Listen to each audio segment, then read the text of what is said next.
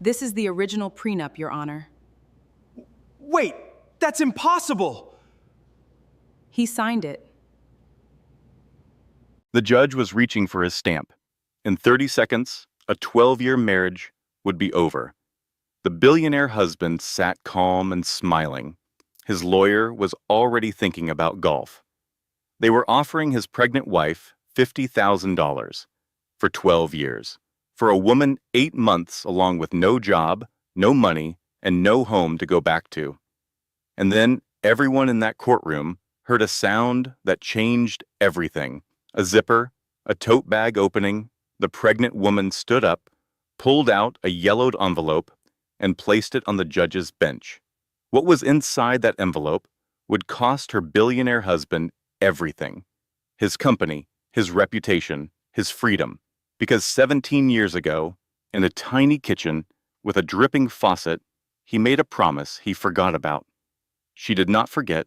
She never forgot. But here's what makes this story different. She did not win because she was rich or powerful or connected. She won because she refused to disappear. And the way she did it will leave you speechless. Stay until the very end, because the final 5 minutes of this story will hit you harder than anything you have heard this year. Value statement. This is more than a divorce story. This is a reminder that your silence is not weakness, your patience is not surrender, and the people who underestimate you are handing you the greatest advantage you will ever have. If you know someone who needs to hear this story today, share it with them right now. Drop a comment and tell me, what would you have done in her place? And if you want more stories like this every single week, hit subscribe and turn on that notification bell so you never miss one. I will see you in the next video. Superior Court, Austin, Texas. Friday, 4:12 in the afternoon. The fluorescent lights buzzed overhead like trapped insects. Judge Harold Henderson adjusted his glasses and shuffled the papers on his bench for what he hoped would be the last time. This divorce had dragged on for 5 months, and frankly, he was tired. His wife had made pot roast. It was getting cold.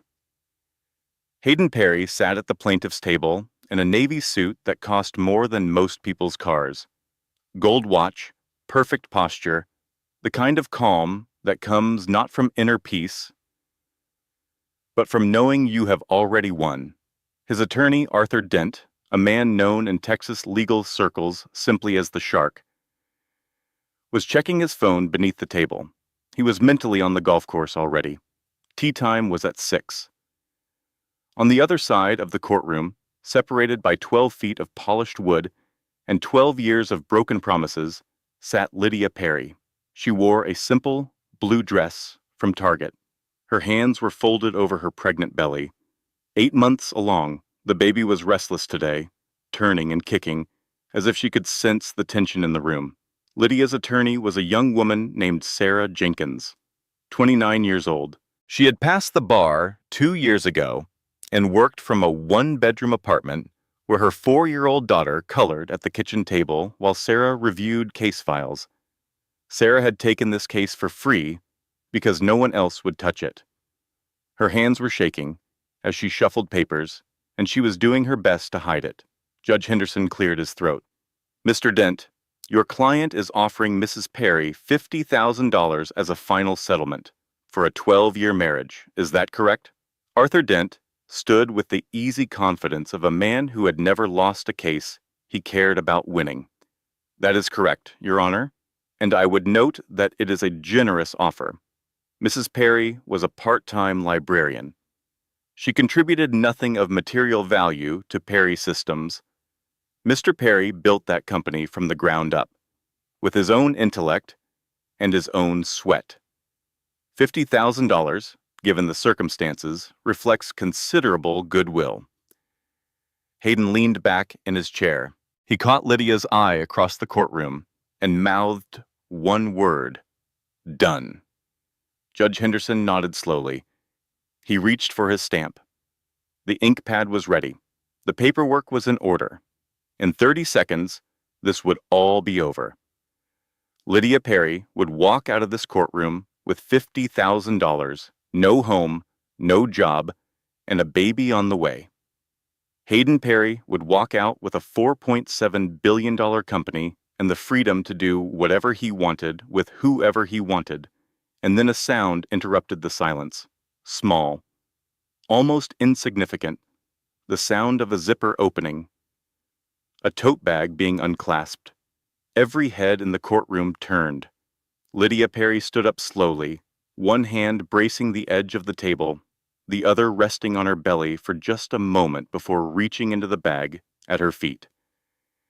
She pulled out a manila envelope. It was old. The corners were soft with age, the paper slightly yellowed. She held it the way you hold something precious and dangerous at the same time. She walked forward, each step measured and deliberate, and placed the envelope on the judge's bench. "Your Honor," she said, and her voice was steady, "before you sign that, I think you should see this." The courtroom went silent. Arthur Dent stopped checking his phone. Hayden Perry's carefully constructed calm flickered, just for a moment, like a candle in a draft. Judge Henderson looked at the envelope. He looked at Lydia. He looked at the pregnant belly and the target dress and the steady hands of a woman who had clearly been through something that $50,000 could never cover.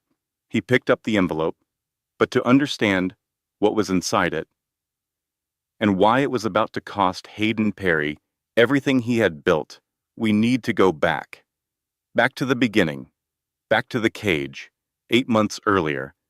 Lydia Perry was 6 weeks pregnant, and the first emotion she felt was not joy. It was fear. She sat on the bathroom floor of a $12 million mansion in Westlake Hills, Austin, Texas, holding the pregnancy test with both hands, staring at those 2 pink lines, like they were a sentence she could not yet read. The marble was cold against her legs. The towels were Egyptian cotton, 700 thread count, perfectly folded on warming racks. The soap dispensers were imported from a boutique in Paris. Everything in this bathroom cost more than the car she had driven in college. And Lydia was terrified, not of motherhood. She had wanted a baby for years.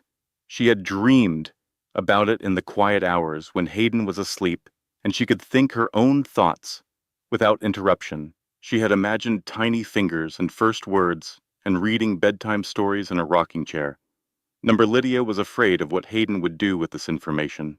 Because in the 12 years since she had married Hayden Perry, she had learned one fundamental truth about the man she shared a bed with. Hayden did not experience life. He managed it. Every piece of information was a tool or a weapon. Every relationship was an asset or a liability. Every situation was something to be controlled, optimized, and directed toward his advantage. And a baby in Hayden's hands would become leverage. She knew this the way you know the weather is about to turn, not because someone told you, because you can feel the pressure change in your bones. Lydia stood up, wrapped the pregnancy test in toilet paper, and buried it at the bottom of the bathroom trash can, beneath cotton balls and dental floss. She washed her hands twice. She checked her face in the mirror. She practiced smiling. Then she went downstairs to start Hayden's breakfast. 2 eggs over medium, wheat toast, black coffee, the Wall Street Journal, folded to the markets section. Every morning, for 12 years. The mansion was enormous and mostly silent. 5 bedrooms, none of which felt like hers. A gourmet kitchen where a personal nutritionist planned every meal. A home gym, a wine cellar, a 3-car garage with a Porsche, a Range Rover, and a vintage Mercedes that Hayden never drove but liked to own. The living room had a view of the Texas Hill country that real estate magazines called breathtaking. Lydia called it a fishbowl, all glass. Everyone could see in, but she could not get out. The finances told the real story. Hayden controlled everything, every dollar, every account. Lydia received $200 a week on a prepaid Visa card that Hayden called her household allowance. She did not have a credit card in her own name. The car she drove was registered to Hayden. The house was in the company's name. Her cell phone was on Hayden's account, which meant he could see every call she made, every text she sent, every website she visited.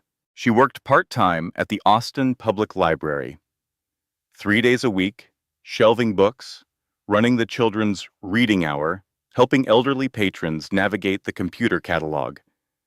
It was the one thing Hayden allowed because, as he put it keeps you busy, and it is not like anyone is going to poach a librarian. He said it as a joke.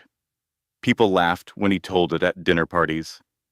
Lydia loved the library, the quiet, the order, the smell of old paper and binding glue.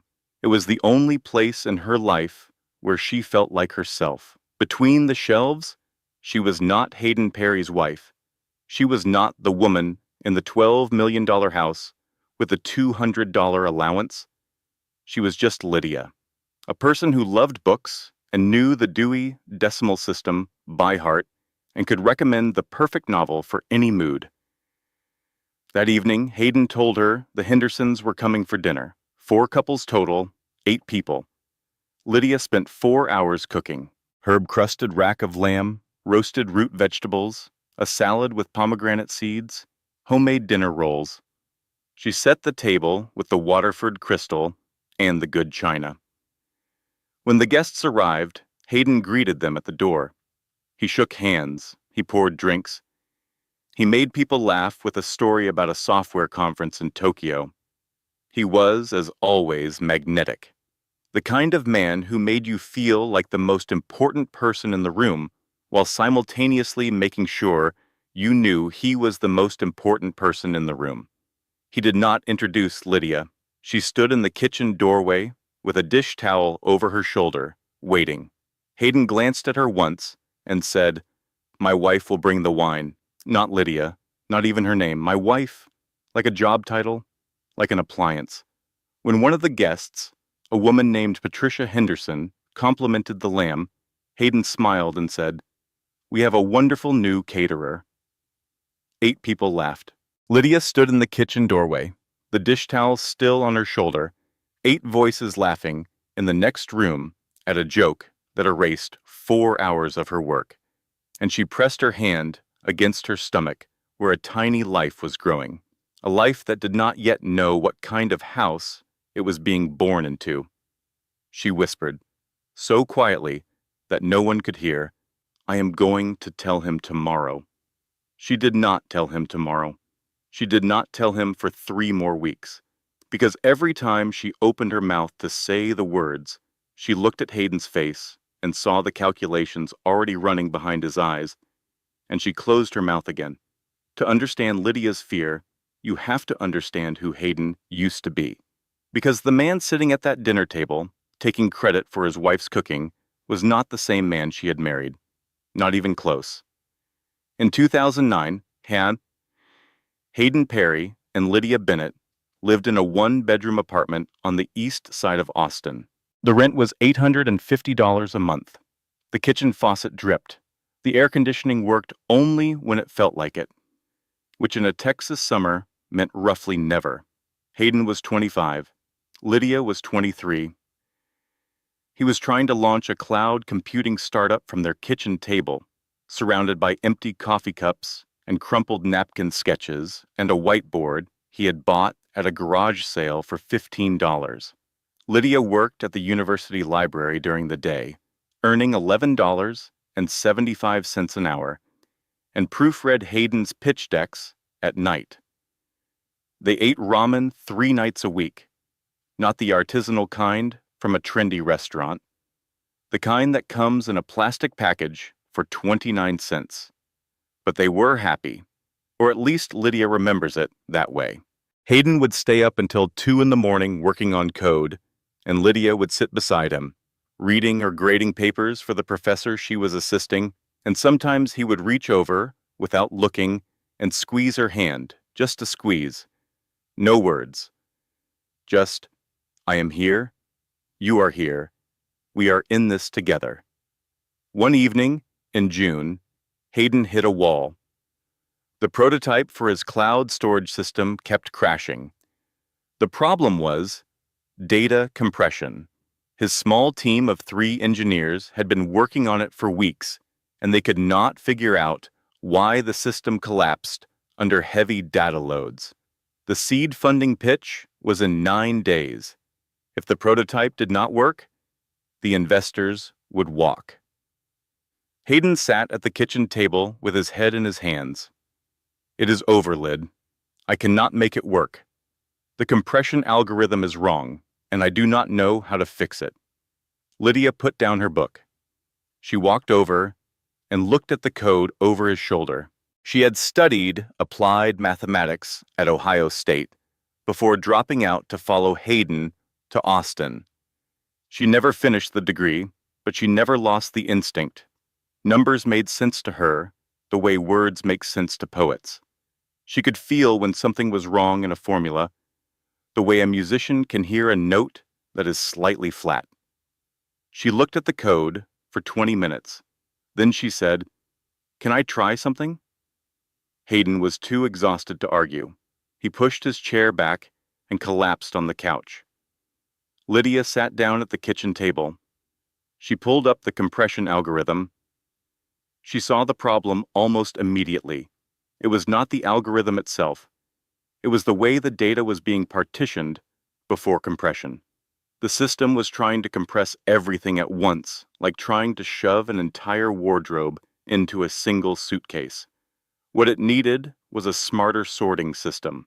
Break the data into categories, compress each category with a tailored method, then reassemble. She worked for 6 hours.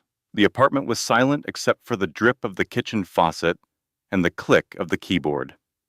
At some point, Hayden fell asleep on the couch, one arm thrown over his face. At 4:37 in the morning, Lydia ran the test. The prototype loaded. It processed the data. It compressed without crashing. She ran it again and again. 3 successful runs. She sat back in the chair and exhaled. Her eyes were burning. Her back ached. She was 23 years old, sitting in a kitchen that smelled like burnt coffee and old ramen. And she had just written the algorithm that would eventually become the foundation of a $4.7 billion company. When Hayden woke up at 7 and saw the results on the screen, he stared for a full minute. Then he picked Lydia up off the chair and spun her around the kitchen so fast, her feet knocked a coffee cup off the counter. "Lydia, you are a genius. I swear whatever this becomes, it is ours. 50-50. Partners forever." He grabbed a yellow legal pad from the stack beside the refrigerator. Right there, standing in that tiny kitchen, with the dripping faucet and the crooked blinds, he wrote out an agreement in his own handwriting. "EY, Hayden James Perry, agree that Lydia Ann Bennett shall receive 30% of the founding shares of Perry Systems in recognition of her intellectual contribution to the company's core compression technology. This agreement is made freely and in good faith." He signed it. Lydia signed it. Their neighbor across the hall, Mrs. Elena Delgado, was a notary public. They knocked on her door at 7:15 in the morning, and she stamped it in her bathrobe, shaking her head and smiling. Then Hayden opened 2 beers. At 7:30 in the morning, he clinked his bottle against Lydia's and said, "This does not even matter, Lyd. What is mine is yours. Always." Lydia kept the legal pad paper. She folded it carefully and put it in a shoebox with other important things. Her father's watch, her college ID, a photo of her mother at 20. Years later, when they moved into the mansion, Lydia packed the shoebox and sent it to her mother's house in Ohio for safekeeping. She had not thought about it in years. Until the morning she sat on the bathroom floor, holding a pregnancy test, and remembered a boy in a kitchen who once called her a genius. That boy was gone now. The man downstairs, checking stock prices on 3 monitors while his wife's cooking grew cold in the oven, that was a different person entirely. The money had not changed Hayden Perry. It had revealed him, like water wearing away stone to show what was always underneath. Lydia told Hayden she was pregnant on a Tuesday evening, 3 weeks after she found out herself. She had rehearsed the moment in her head a dozen times. She imagined his face softening. She imagined him pulling her close, the way he used to, back when closeness was something they shared, instead of something she had to earn. She told him in the kitchen, after dinner, she had cleared the plates. He was scrolling through emails on his phone. Hayden, I need to tell you something. He did not look up. Can it wait? I have a board call in 20 minutes. I am pregnant. He looked up then. His face went through a series of expressions so quickly that Lydia could barely track them. Surprise, calculation, assessment, like a computer processing new data and determining how it affected the operating plan. Well, he said, that is something. He did not hug her. He did not touch her belly. He did not say congratulations, or I love you, or this is wonderful. He pulled out his phone and called his assistant. Cancel the Aspen trip and get me Dr. Whitfield on the line. I want the best OB in the city, not the one she has been seeing, the best one. Lydia stood in the kitchen, the pregnancy announcement still hanging in the air like smoke, and watched her husband manage her body the way he managed a quarterly earnings report. Task identified, resources allocated, personnel assigned. Within a week, Hayden had hired a pregnancy consultant named Diane, a tall, brisk woman with a clipboard and a master's degree in nutrition who showed up 3 times a week to monitor Lydia's diet, exercise schedule, sleep patterns, and weight gain. Lydia's meals were now designed by a specialist. Her walks were timed. Her sleep was tracked by a device, Busson on her wrist. She felt like a vessel being optimized for delivery, like an incubator with a name and a heartbeat, but no authority. The Perry Systems Gala was held in October at the Four Seasons in downtown Austin. Lydia was 8 weeks pregnant and exhausted to her bones. But attendance was not optional. Hayden required her at company events the way a set designer requires furniture. She was part of the staging. She wore a black dress that still fit, heels that made her feet ache, and a smile she had practiced in the mirror. 300 guests, open bar, a string quartet. Hayden worked the room like a politician, shaking hands, clapping shoulders, laughing at jokes that were not funny because the people telling them were rich enough to deserve laughter. Lydia stood near the bar, holding a glass of sparkling water, watching her husband. And then she noticed something. Hayden was talking to a woman she had not seen before, tall, confident, red dress that fit like it had been sewn directly onto her body. Dark hair pulled back, the kind of woman who walked into a room and rearranged the gravity. Hayden's hand was on the small of her back, not a casual brush. A placement. His fingers spread slightly, resting in the curve above her hip. It lasted 3 seconds, maybe 4. But Lydia counted every one. She turned to the wife of a board member standing beside her. Who is the woman in red? Oh, that is Sasha Cole. She runs PR for the company. Very talented. Hayden hired her personally about 6 months ago. Lydia watched Sasha laugh at something Hayden said.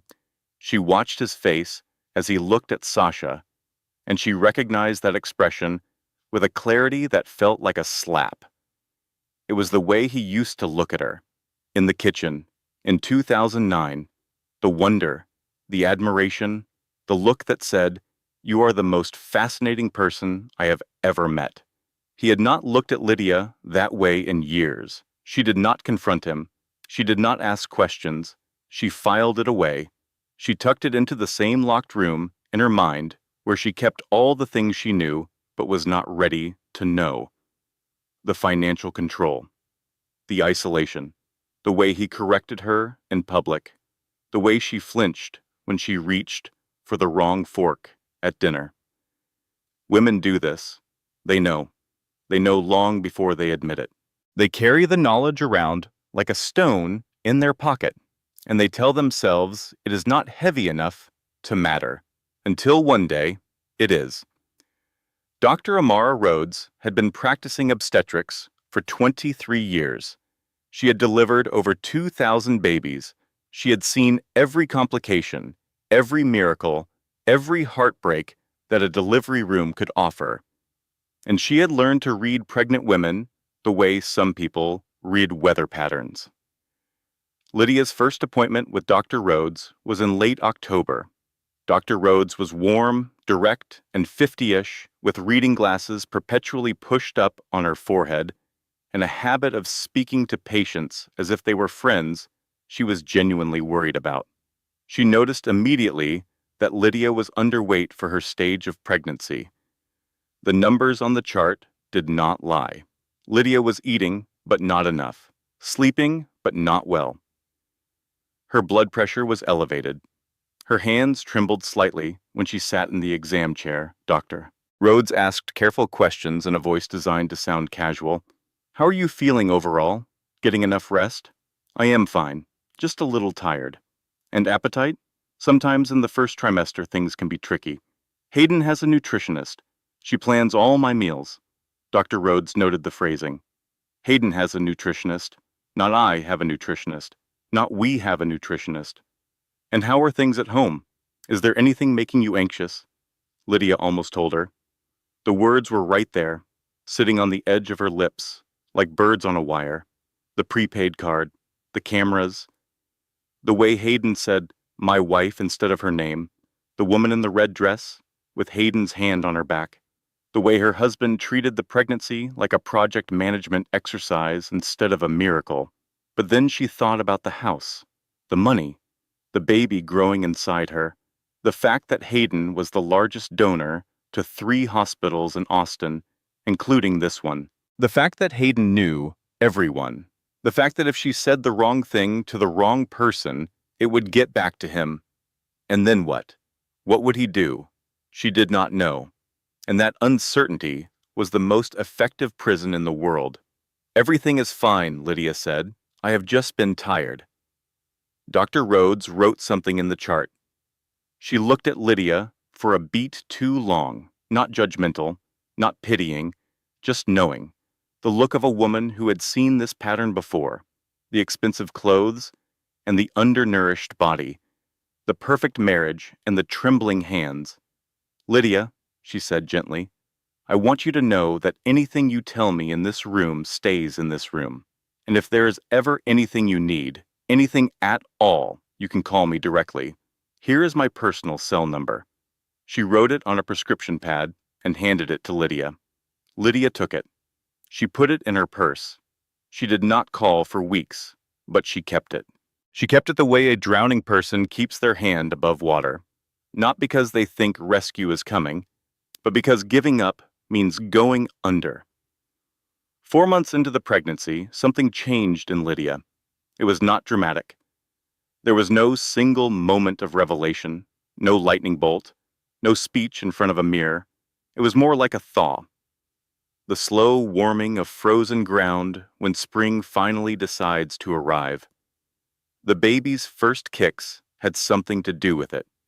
She felt them on a Wednesday afternoon, standing in the kitchen, staring at the refrigerator. The kicks were light, like tiny drum beats from the inside, a message tapped in a code only she could understand. And in that moment, she felt something she had not felt in years. Fury. Not the hot, explosive kind, not the kind that throws plates or slams doors. A cold fury, a quiet fury. The kind that settles into your bones and hardens there like cement. The kind that says, not just for me anymore, for her, for this baby, for the person I am going to bring into this world. She will not grow up in a cage. She will not learn that love means asking permission to exist. Lydia began paying closer attention. Not investigating, not yet. Just watching, the way a chess player studies the board before making a move. She noticed Hayden's patterns. When he left, where he said he was going versus where his car actually was. What he said versus what he did. The gaps between the two. She started Googling things late at night on her phone, carefully. In private browsing mode, she searched for Texas community property law. She searched for coercive control. She searched for financial abuse in marriage. Each search result was like a light turning on in a room she had been sitting in for 12 years. She had never had a word for what was happening to her. Now she had dozens. One evening, she made a mistake. She left her phone on the kitchen counter, open to a browser tab. The search was still visible on the screen. Texas Community Property Law Divorce. She realized it 10 minutes later and went back to the kitchen. The phone was where she had left it. The screen had gone dark. She grabbed it, cleared the history, and exhaled. But Hayden had cameras. Not hidden ones. He had told her about them years ago, framed as a security measure. 4 cameras in the main rooms, one at the front door, one at the back, one covering the driveway. He had said they were connected to a monitoring service, and Lydia had never questioned it because she had no reason to. Who installs cameras in their own home to spy on their wife? That was something that happened in movies, not in a $12 million house in Westlake Hills. But Hayden checked the feeds every night, on his laptop, in his home office, behind a closed door. He reviewed the footage the way a warden reviews security tapes, not because he expected trouble, because control requires constant vigilance. The moment you stop watching is the moment you lose power. He saw the phone. He saw the screen. He could not read the text clearly, but the words divorce and property law were large enough. He did not yell. He did not confront Lydia. Hayden Perry was not a man who yelled. Yelling was crude, imprecise, the tool of men who lacked better options. Hayden engineered. He designed outcomes, the way he designed software. Identify the problem, determine the most efficient solution, execute without emotion. The following Monday, Lydia arrived at the Austin Public Library for her shift. She walked in through the staff entrance the way she had 3 days a week for 5 years. She hung up her coat. She put her lunch in the break room refrigerator. She walked to the circulation desk. Her manager, Paul, was standing there. He would not meet her eyes. "Lydia, can I talk to you in my office for a minute?" She followed him. She already knew, not the details, but the shape of it. She could feel it the way you feel a storm approaching before you see the clouds. "Lydia, I am so sorry. Your position has been eliminated. Budget restructuring. The board made the decision last week." "The board," Lydia repeated. "I fought it. I want you to know that. You are one of the best employees we have ever had. The kids love you. But the funding situation..." He trailed off. He could not say it, but Lydia could. Hayden Perry was the library's largest private donor. He had donated $150,000 for a new children's wing last year. His name was engraved on a brass plaque by the front door. Perry Reading Room, donated by Hayden and Lydia Perry. He had included her name on the plaque. How generous. You do not fire the wife of your biggest donor unless the biggest donor tells you to. Lydia drove home in the SUV that was not hers, on a road in a neighborhood where every house cost millions, and every lawn was perfect, and every family looked happy from the outside. She pulled into the driveway. She sat in the car for 3 minutes, gripping the steering wheel, staring at the house that was not her house, in the life that was not her life. Then she walked through the front door. Hayden was in the living room. The Wall Street Journal was open on his lap.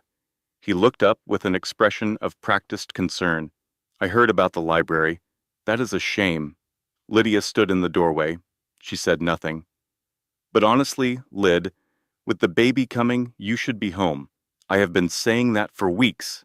The nutritionist agrees. The consultant agrees. Maybe this is a blessing in disguise. He smiled, the kind of smile that a man gives when he has just moved a chess piece and is waiting for you to realize you are in check. Lydia wanted to scream. She wanted to pick up the brass lamp from the side table and throw it through the floor-to-ceiling window. She wanted to say, "You called them. You made them fire me. You took the only thing I had that was mine, the only place I could breathe, and you burned it down because I Googled the word divorce." Instead, she said, "Maybe you are right." 4 words, each one a stone she swallowed. She walked upstairs. She closed the bedroom door. She went into the bathroom, sat on the cold marble floor, leaned against the bathtub, and cried without making a sound. Because in this house, even the walls listened, and as she cried, the baby kicked. Hard, right at that moment, in the worst moment. As if the baby was saying, "I am here. I feel it too. And I am not giving up, so you cannot either." That night, Lydia could not sleep. At 2 a.m, she gave up trying. She went downstairs in bare feet, the house dark and enormous around her, every shadow familiar and hostile. She opened the refrigerator and stood there, bathed in cold light, staring at the contents. Every shelf was organized like a laboratory, pre-portioned containers with printed labels. Lydia, Tuesday, lunch. Lydia, Wednesday, snack. Lydia, Thursday, dinner. Each one designed by the nutritionist, approved by the consultant, calibrated to the precise caloric and nutritional needs of a woman in her second trimester. She had not chosen what to eat for herself in years. Not really. Not freely. Every meal was a decision made by someone else. For her own good, they said, as if a grown woman could not be trusted to feed herself. She closed the refrigerator. She opened the freezer. And there, shoved in the back behind bags of organic vegetables and frozen acai packs, she found a pint of ice cream. Cherry Garcia. The housekeeper must have left it. Or maybe it was an older purchase that had been forgotten. It did not matter. Lydia sat on the kitchen floor, pregnant, barefoot, 2 a.m, eating ice cream straight from the container with a spoon she grabbed from the drawer. In a $12 million house with a professionally designed meal plan and a nutritionist on retainer. And it was the most free she had felt in years. She sat there for 20 minutes, eating slowly, feeling the cold sweetness on her tongue, feeling the baby shift inside her, feeling the marble tile cool against her legs, and something crystallized. Not a plan, not yet, but a decision. A line drawn in the darkness where no one could see it. I am going to get out. I do not know how, I do not know when, but I am going to get out of this house, and I am going to take my daughter with me, and Hayden Perry is not going to stop me. Because I wrote the code that built his empire. I wrote the algorithm that made him a billionaire. And if he thinks I am too stupid to find my way out of a cage, then he has forgotten who solved his hardest problem while he slept on the couch. She put the ice cream back in the freezer. She rinsed the spoon. She went back to bed. In the morning, she made Hayden his eggs, 2 over medium, wheat toast, black coffee, Wall Street Journal. He did not notice anything different about her. He never did. 2 weeks after the library, on a Thursday afternoon, Lydia was grocery shopping at Whole Foods. It was one of the few errands she was still allowed to do alone, probably because Hayden considered grocery shopping beneath his attention. Even a warden gives prisoners yard time. She was loading bags into the back of the SUV when she saw it. Hayden's car, the Porsche Taycan, dark gray with the custom license plate, PRYSYS. It was parked 3 rows away, near the entrance to a restaurant called Luca, an upscale Italian place where the pasta was handmade and a table required a 2-week reservation. But Hayden had told her he was in San Francisco today, a meeting with a venture capital firm about a potential acquisition. He had left that morning at 6. She had made his coffee. He had kissed her forehead, the way you tap a button on a machine you use every day and said, "I will be back Sunday." San Francisco was 1,700 miles away. The Porsche was 17 feet away.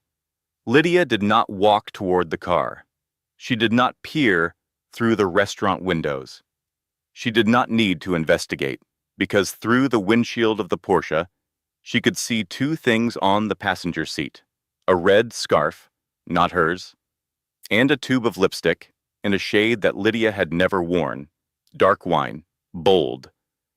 The kind of color that belongs to a woman who does not ask permission. Sasha Cole's color. Lydia stood in the parking lot. The Texas sun was hammering down, 92 degrees at 3 in the afternoon, the kind of heat that makes the asphalt shimmer and your thoughts go blurry. Sweat gathered at the back of her neck. Her hand moved to her belly. The baby kicked. Hard. 2 sharp kicks, like a door being knocked on from the inside. And something shifted inside Lydia, too. Not anger, not sadness. Something colder and clearer. A feeling she would later describe as waking up in a room she had been sleepwalking through for 12 years. The furniture was the same. The walls were the same. But suddenly, she could see the locks on the doors, the bars on the windows, the chains she had mistaken for jewelry. She stood in that parking lot for a full minute, sweat on her neck, baby kicking, the Porsche gleaming 3 rows away, and she made a decision that would change everything. She pulled out her phone. She dialed a number she had not called in 3 years. Her hands were shaking, but her voice was steady when the line connected. A groggy voice answered. "Hello? Mama, it is me." Silence on the other end. 1 second, 2, then a sound that was unmistakable. A mother trying not to cry. "Baby girl, I have been waiting for this call for 3 years." Ruth Bennett was 61 years old. She had been a registered nurse in Columbus, Ohio, for 34 years before she retired. She was practical the way a hammer is practical. Direct, blunt. The kind of woman who told you the truth, whether you wanted it or not, because she had spent 3 decades in emergency rooms where lying to patients cost lives. Lydia had not spoken to her mother in 3 years, not because she did not love her, not because they had fought, not really, because Hayden had engineered the separation with the same precision he applied to everything else. It started at Thanksgiving, 2019. Ruth had come to Austin for the holiday. During dinner, Hayden was telling a story about a deal he had closed, and he interrupted Lydia 3 times in 5 minutes. Each time, Lydia stopped mid-sentence and waited. Each time, Hayden continued talking as if she had not been speaking. Ruth watched this happen twice. The 3rd time, she set down her fork and said, "Hayden, your wife was talking." The table went quiet. Hayden smiled. The smile did not reach his eyes. After Ruth left, Hayden sat Lydia down in the living room. His voice was calm, reasonable, concerned. "Your mother does not respect our marriage, Lydia. She is trying to undermine me. She is trying to control you. I think it would be healthy for us, for our relationship, if you created some distance." The irony was so thick, you could choke on it. The man who controlled his wife's finances, monitored her phone, managed her meals, and installed cameras in his own home was accusing a retired nurse from Ohio of being controlling. But Lydia, who had spent years inside Hayden's reality, could not see the irony. When you live inside a distortion long enough, it becomes your normal. She stopped calling Ruth. She stopped visiting. She told herself it was her decision. She told herself Hayden was right, that her mother was difficult, that the distance was healthy. It was not her decision. And 3 years of silence had been the price. Now, standing in a parking lot outside a Whole Foods, 4.5 months pregnant, staring at her husband's car that was supposed to be in San Francisco, Lydia heard her mother's voice and felt the last 3 years crack open like ice on a river. "Mama, I need help." Ruth did not ask what kind of help. She did not ask why. She did not say, "I told you so," even though she had every right, even though she had spent 3 years lying awake at night worrying about a daughter who would not answer her calls. She said 5 words. "Tell me what you need. I need to leave him, but I am pregnant, and I have no money, and he controls everything." Then we start with what you do have. You have your brain, you have that baby, and you have me. I am getting on a plane. Ruth bought a ticket that afternoon. $412 on a credit card she would worry about later. She landed in Austin at 9:40 that evening. She did not go to the mansion. That would have triggered the cameras, and Hayden would have known within minutes. Instead, she checked into a budget motel off Interstate 35. The kind with thin walls and a parking lot that smelled like diesel and a continental breakfast that consisted of stale muffins and a coffee machine that made sounds like a dying animal. They met the next morning at a diner called Rosie's on South Lamar, the kind of place with vinyl booths and laminated menus and a waitress named Faye, who called everyone honey and refilled your coffee before you asked. Lydia walked in and saw her mother sitting in a corner booth, and for a moment she could not move. 3 years. 3 years of silence, of phone calls that went to voicemail, of birthdays missed, and holidays spent alone. 3 years of believing a lie that her husband had told so convincingly that she had accepted it as truth. Ruth stood up. She took one look at her daughter, thin, tired, pregnant, wearing a dress that cost $300 but looked like armor, stiff and uncomfortable, chosen not for beauty but for camouflage. And Ruth's face crumbled, not for long. 2 seconds, maybe 3, just long enough for the grief and the anger and the relief to flash across her features like lightning. Then she set her jaw. Ruth Bennett did not crumble. Ruth Bennett had held dying patients and delivered bad news and worked double shifts on Christmas Eve. Ruth Bennett was built for hard things. "Sit down, baby girl. We have work to do." Sarah Jenkins was the daughter of Ruth's old friend from Columbus, 29 years old, single mother to a 4-year-old daughter named Ellie. She had passed the Texas bar 2 years ago after studying at night while working full-time and raising a toddler alone. She worked from her apartment because she could not afford office space. Her case files sat in stacked milk crates. Beside the kitchen table, where Ellie drew pictures of horses and butterflies. Sarah had never fought a billionaire. She had never gone up against an attorney like Arthur Dent.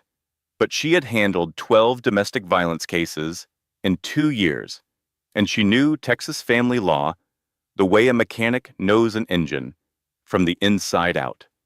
Ruth arranged a meeting. The 3 of them sat in a booth at Rosie's diner. Faye, the waitress, brought them coffee and pie and pretended not to notice that the pregnant woman was crying. Sarah listened for 45 minutes without interrupting. She took notes in a yellow legal pad. When Lydia finished, Sarah set down her pen and looked at her with the kind of directness that comes from having survived hard things yourself.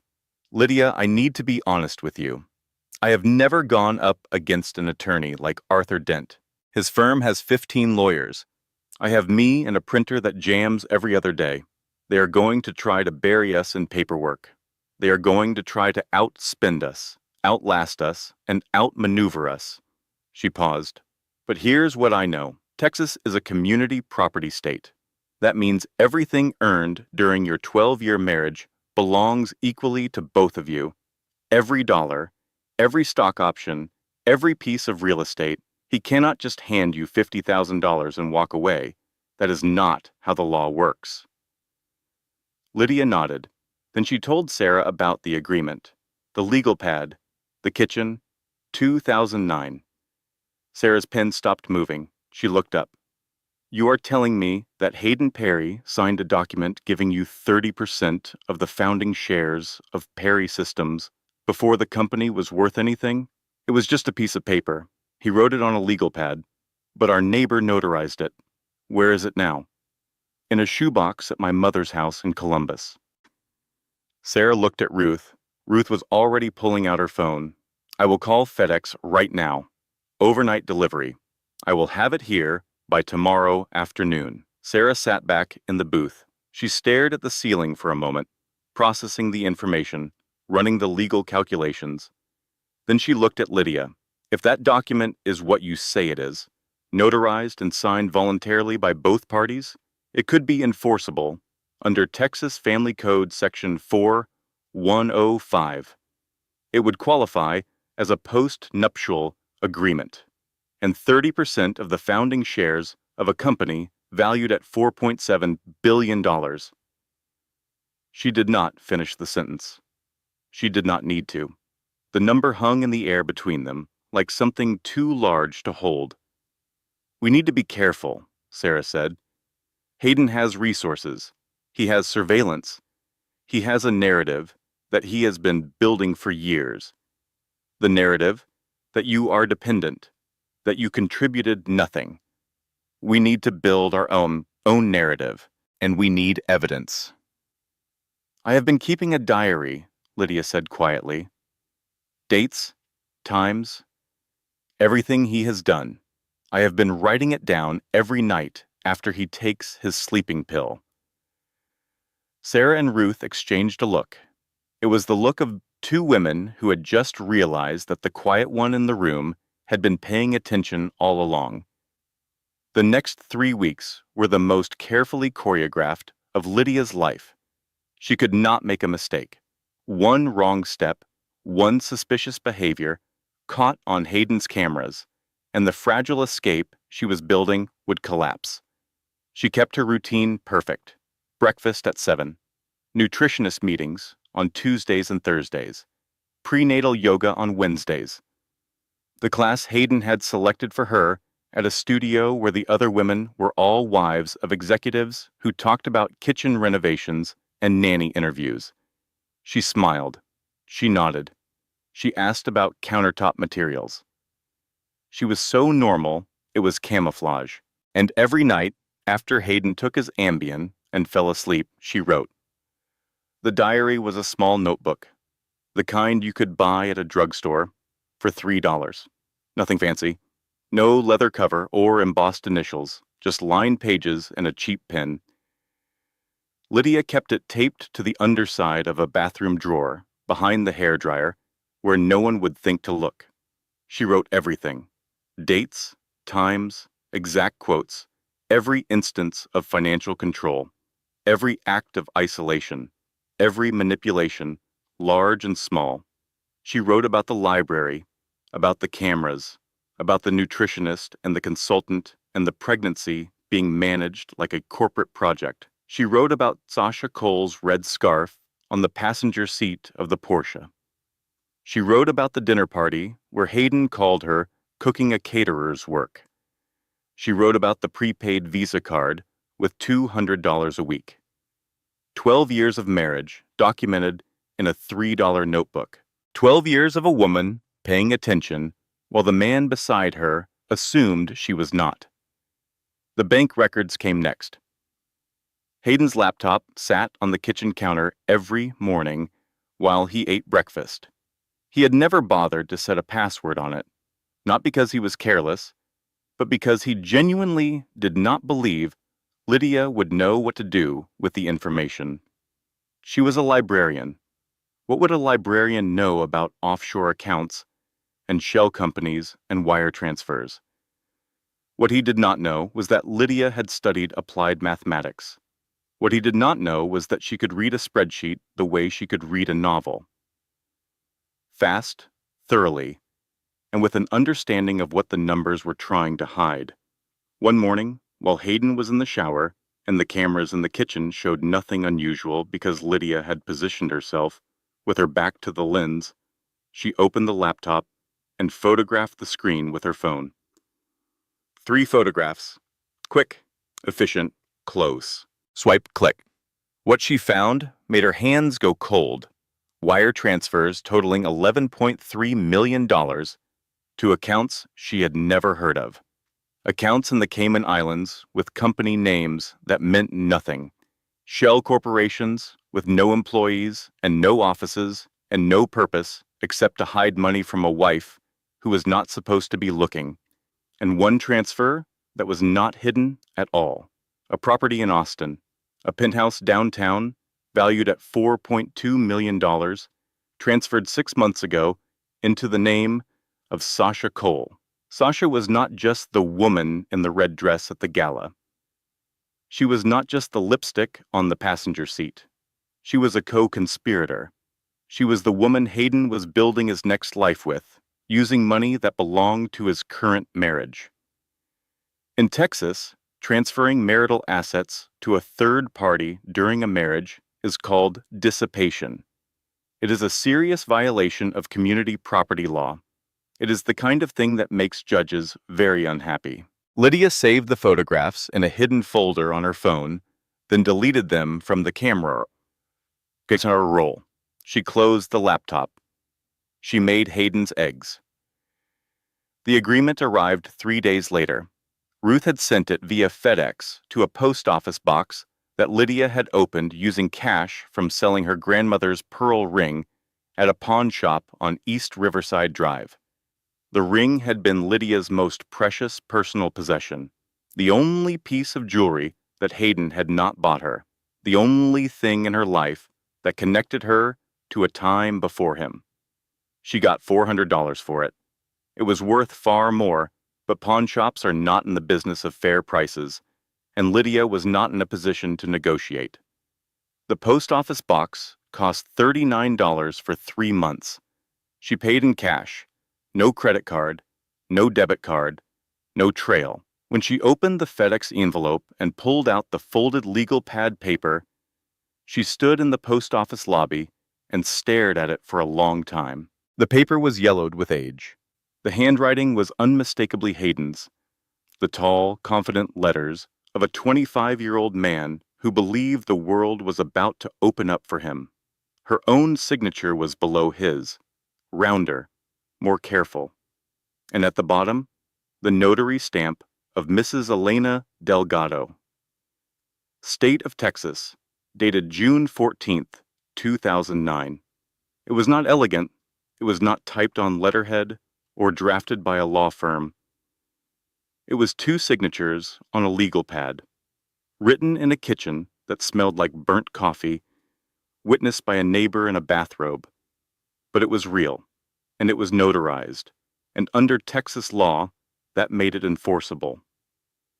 Ruth, practical as ever, took on the role of investigator. She could not afford to hire a professional, so she did it herself.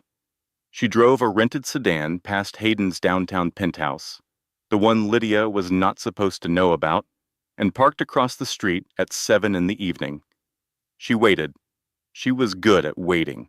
34 years of night shifts in emergency rooms had taught her that patience was not passive. Patience was preparation. At 7:45, Sasha Cole walked through the lobby doors. She used a key, not a visitor's badge, not a buzzer, a key. She let herself in the way you let yourself into your own home. Hayden arrived 20 minutes later. He parked in the underground garage. Ruth could see him through the lobby glass, walking toward the elevator, loosening his tie. Ruth photographed everything. The timestamps on her phone confirmed the timeline. She texted Lydia a single image. No caption, no explanation. Lydia looked at the photograph for a long time. Sasha entering the lobby, the key in her hand, the penthouse that Hayden owned in secret, paid for with money that was half Lydia's. She put the phone down. She placed both hands on her belly. The baby was moving, restless, as if she could feel her mother's heartbeat quickening. "It is going to be okay, little one," Lydia whispered. "Mama knows now, and knowing is the first step." At 6 months pregnant, Lydia Perry sat in a doctor's office and realized she was 3 wrong answers away from losing her baby. It started with Hayden's cameras.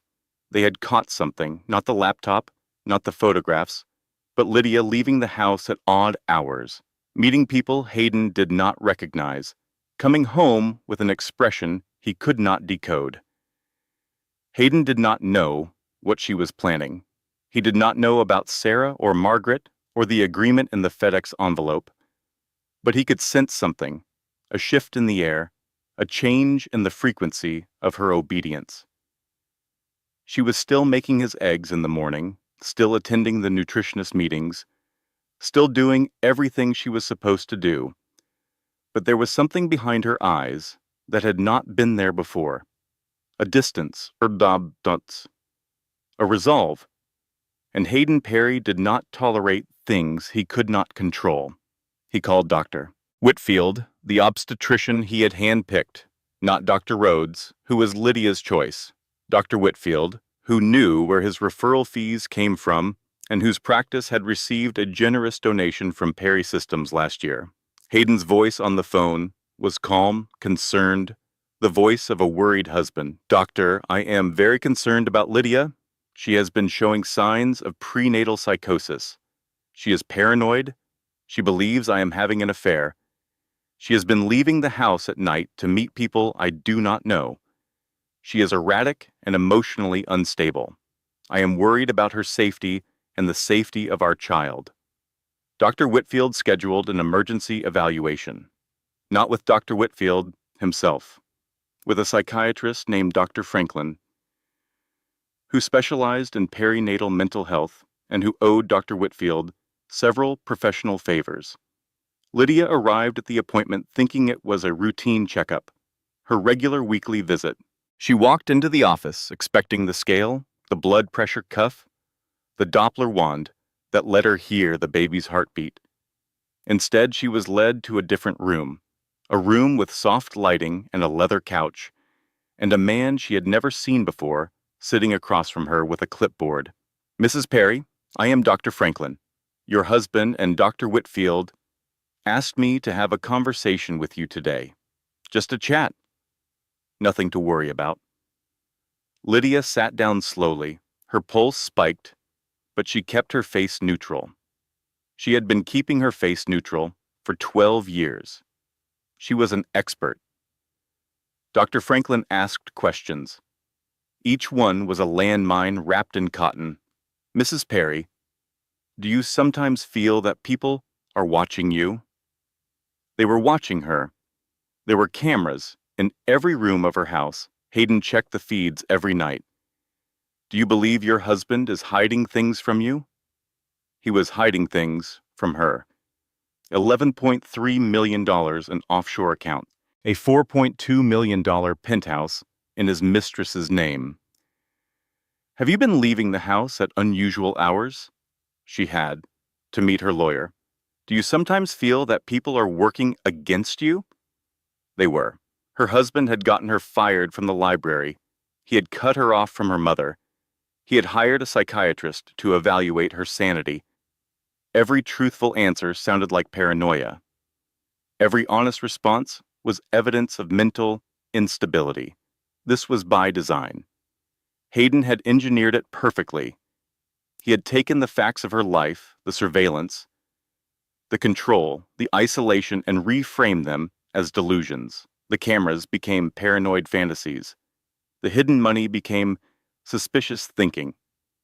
The meetings with her lawyer became erratic behavior. It was brilliant. It was monstrous. It was the most dangerous thing Hayden had ever done.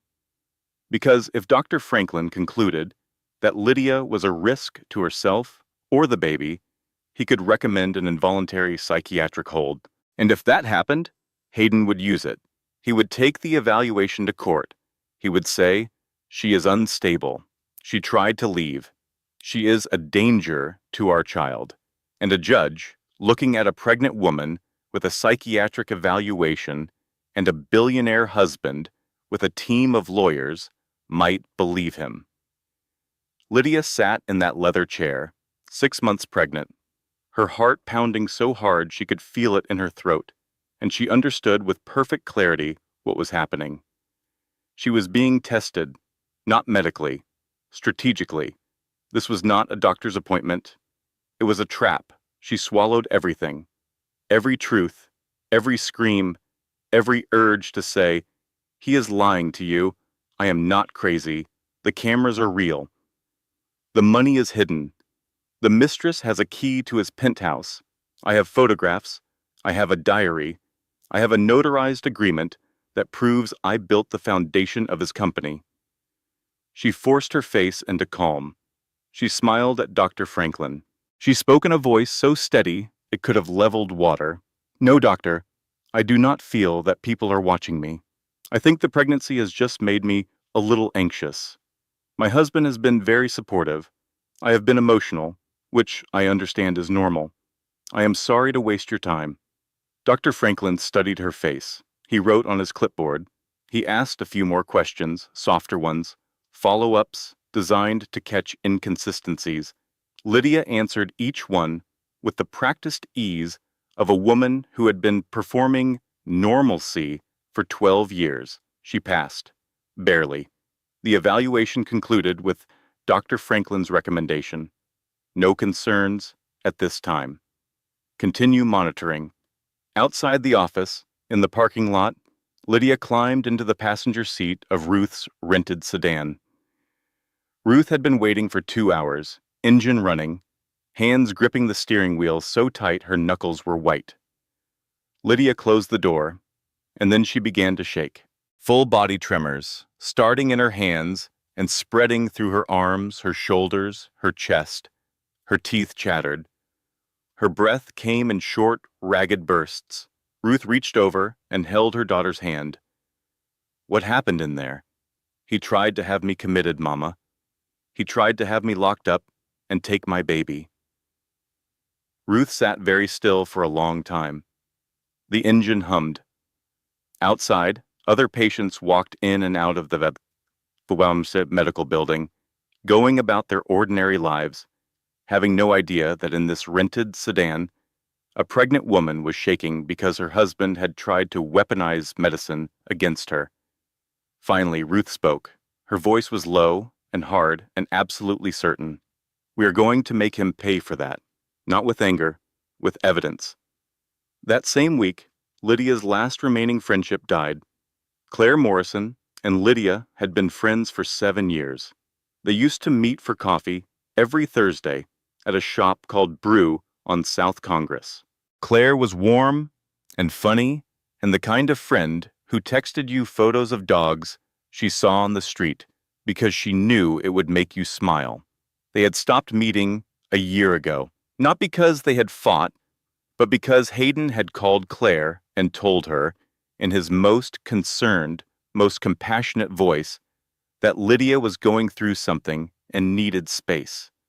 He said it the way you might say it about someone recovering from surgery, with gravity, with implication. Claire, who liked Hayden and trusted Hayden and had no reason to doubt Hayden, respected the request. She stopped calling. She stopped texting. She gave Lydia space. Now, suddenly Claire called, "Lydia, I am worried about you. Hayden called me yesterday. He said you have been, well, unstable. He said you are making accusations. He said you think he is having an affair and hiding money. Honey, I have to be honest with you. That does not sound like the Hayden I know." Lydia gripped the phone. "Claire, listen to me. He is lying. He is having an affair.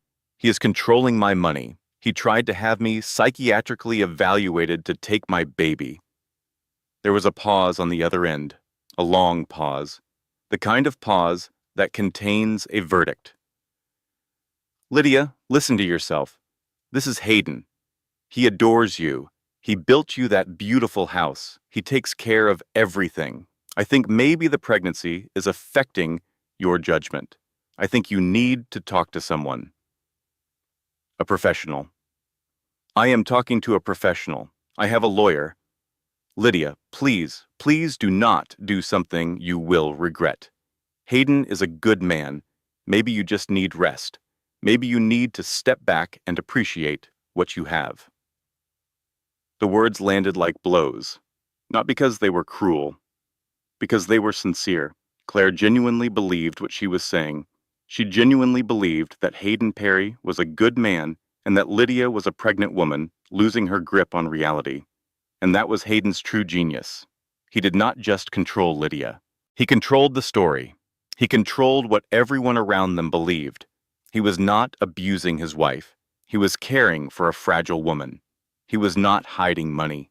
He was protecting assets from an emotionally compromised spouse. He was not having an affair. He was being accused by a paranoid woman who needed help. "Please do not call me about this again," Claire said. "I love you, but I cannot be part of this." The line went dead. Lydia stared at the phone. The silence after a dial tone is the loneliest sound in the world. She had just lost her last friend. Not to Hayden's money, not to threats or intimidation, to his story. The narrative he had built so carefully, so convincingly, that the people who loved Lydia believed the fiction more than the truth. The escape was planned for a Thursday. Hayden had a conference in San Jose. He would be gone for 3 days. The plan was simple. Lydia packs one bag. Ruth drives.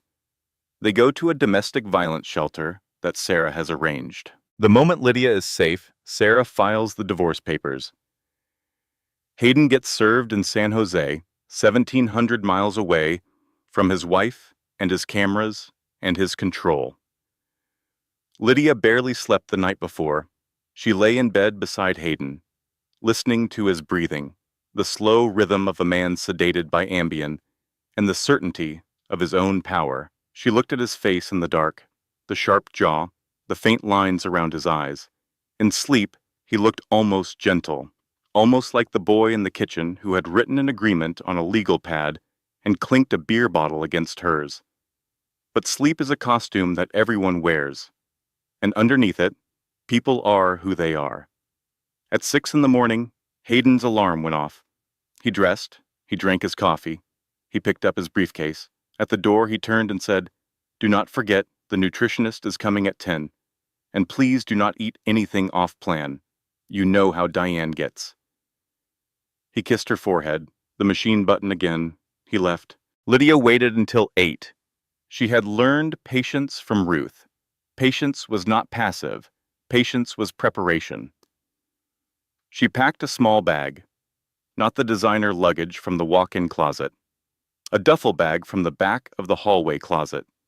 Canvas, scuffed. The kind of bag that a college student would carry. She packed clothes, the diary, the photographs, the agreement wrapped in a plastic bag inside a Ziploc for extra protection. She packed one other thing.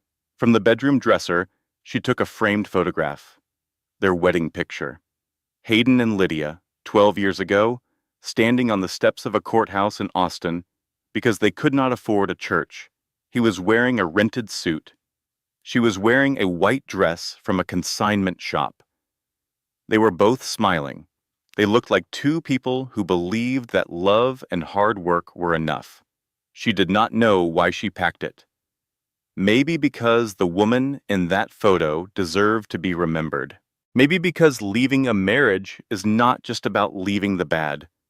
It is about mourning the good that once was and is now gone. She walked to the front door.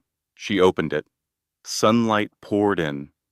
October sunlight, golden and warm and full of a promise that felt like freedom. Ruth's rented sedan was at the curb. Ruth was behind the wheel, engine running, hands steady. Lydia walked to the gate. The front gate of the property, iron bars, 8 feet tall, controlled by a keypad. She had used this gate every day for 7 years. She typed in the code. Access denied. She stared at the screen. She typed the code again, slowly, carefully, making sure each digit was correct. Access denied. Her phone buzzed. A text message from Hayden. "Going somewhere, Lyd?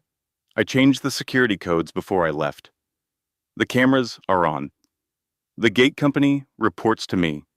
Go back inside and tell your mother to leave my property before I call the police for trespassing. Lydia read the text 3 times. Each reading was a door slamming shut. He knew. He did not know everything, but he knew enough. He knew she was trying to leave. He knew Ruth was involved. He knew about the car at the curb. He had been watching the cameras from San Jose, the way a spider watches its web from the corner. She looked up from her phone. Ruth was standing on the other side of the gate, on the sidewalk, free, separated from her daughter by 8 feet of iron bars. Ruth pressed her hand against the metal. Lydia pressed hers on the other side. Their fingers aligned, the same shape, the same size, mother and daughter, separated by cold iron. "This is not over," Ruth said. Her voice cracked. It was the first time Lydia had heard her mother's voice crack since the day her father died. "Baby girl, this is not over.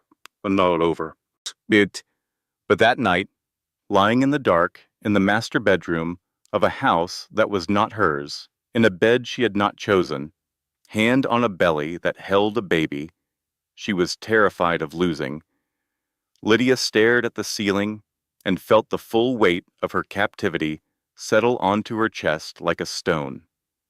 The house was not a house. It was a prison with granite countertops and sub-zero appliances and $12 million worth of architectural details designed to make incarceration look like luxury. She pressed her hand against her belly. Grace kicked. One more breath, Lydia told herself. Just one more breath. The next 72 hours were the worst of Lydia's life. They came in waves, one disaster after another, each one worse than the last, each one designed to strip away another layer of hope. The first blow came on Monday. Hayden's attorneys filed for emergency custody of the unborn child. The filing was 23 pages long. It described Lydia as mentally unstable, a flight risk, and under the malign influence of family members seeking financial gain.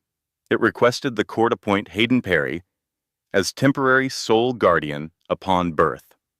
Lydia read the filing at the safe house. She had finally gotten out, climbing the back fence of the mansion at 2 a.m. while the cameras cycled through their rotation. Ruth had timed them. 12 seconds between the backyard camera's sweep and the side gate camera's activation. 12 seconds. Lydia, 7 months pregnant, climbed a 6-foot fence in 12 seconds. She would feel the bruises for a week. But now she sat on a folding cot in a domestic violence shelter, reading a legal document that described her mother, the woman who had held her as an infant, who had driven 1,200 miles without stopping, who had slept in a motel off Interstate 35, as a predator seeking financial gain. The second blow came on Tuesday. Sasha Cole posted a photograph on social media. It showed a beautifully decorated nursery, gray walls, white crib, a mobile with tiny elephants. The caption read, "Helping someone special get ready for a new chapter." The nursery was in Hayden's penthouse, the one Lydia was not supposed to know about. Hayden was not just replacing her. He was building a new family with another woman, using the baby that was still inside Lydia's body as the centerpiece. Lydia stared at the screen. She could not breathe. She could not think. The baby kicked, hard, and it felt like the baby was fighting too, fighting to stay in a world that was already trying to claim her before she was born. The third blow came on Wednesday. Arthur Dent filed a formal complaint against Sarah Jenkins with the Texas Bar Association. The complaint alleged that Sarah had solicited a vulnerable and mentally compromised client and was pursuing a frivolous and vexatious case designed to extort a settlement from a legitimate businessman. Sarah's license was placed under review. Her ability to practice law, the only tool Lydia had, could be taken away. Sarah called from her apartment, Her voice was quiet. In the background, her daughter, Ellie, was singing a song about a rainbow. "Lydia, they are coming for my license. If I lose it, I cannot help you.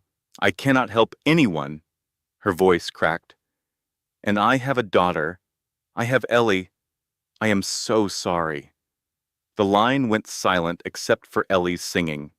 That night, Lydia sat on the cot in the safe house. 7 months pregnant. No lawyer. Her husband suing for custody of her unborn child. No money. No job.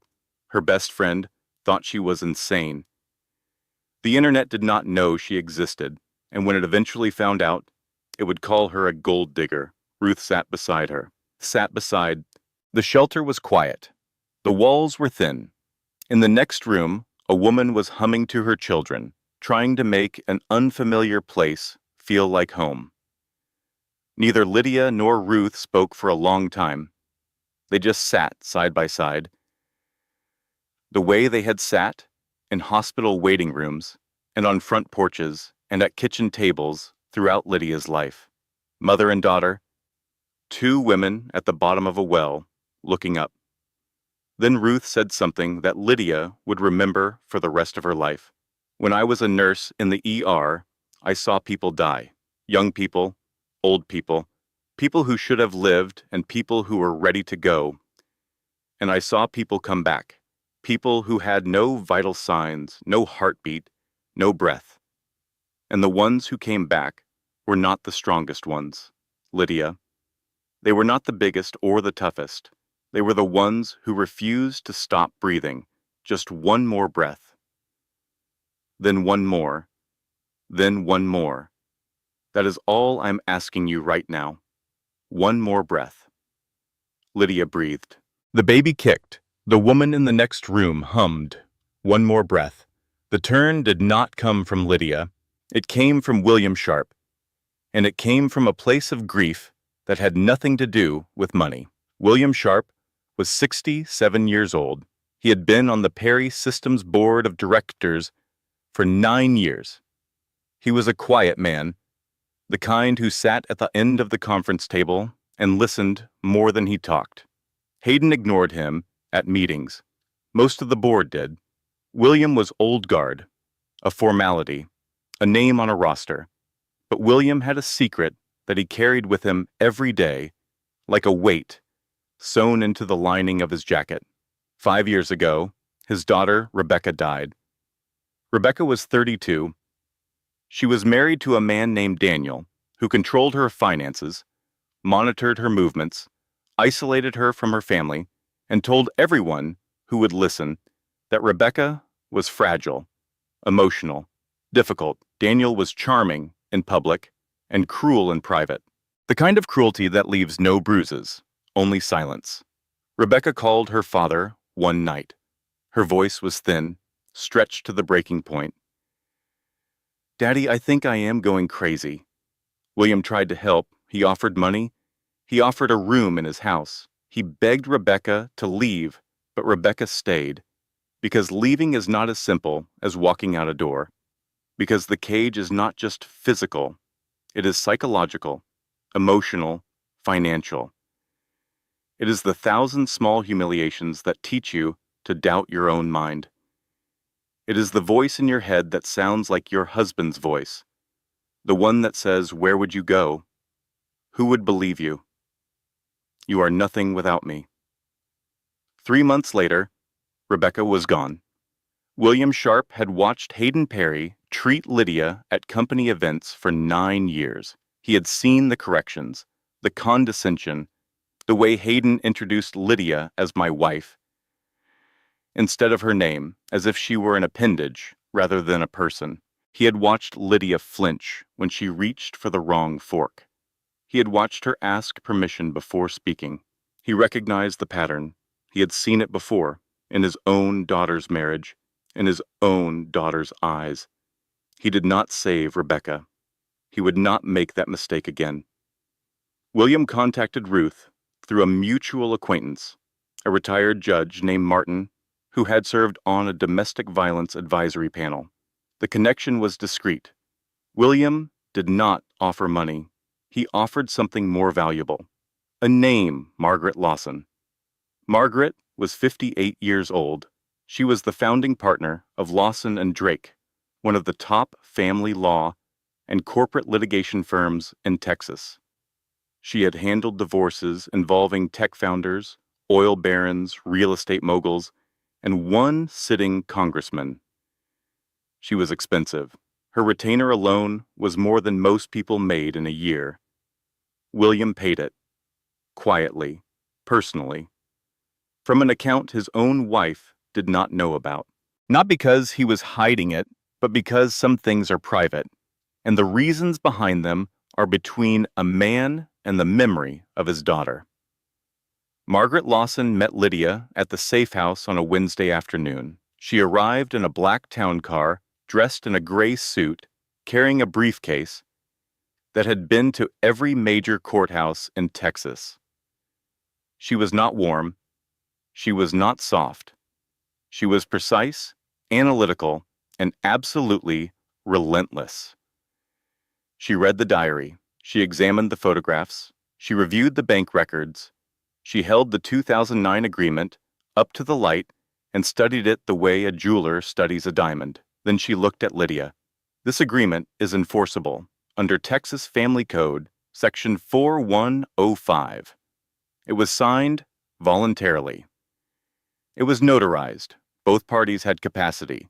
Hayden will argue it was a joke, written on a legal pad during a moment of stress. But the notarization makes it a valid post-nuptial agreement. His signature is clear. Your signature is clear. The notary stamp is legitimate. She paused.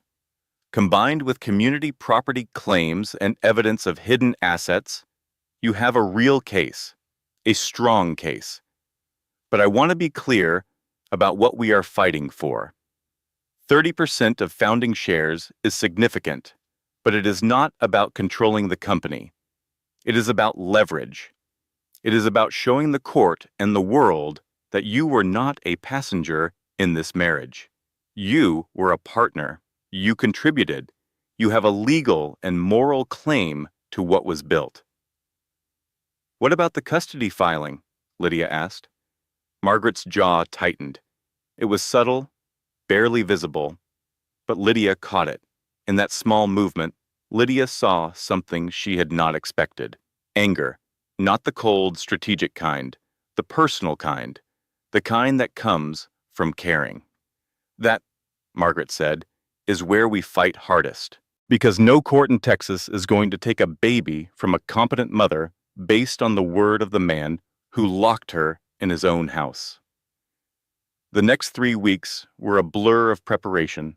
Lydia worked from the safe house, sitting on a folding cot with a borrowed laptop, pillows propped behind her aching back, organizing evidence into folders.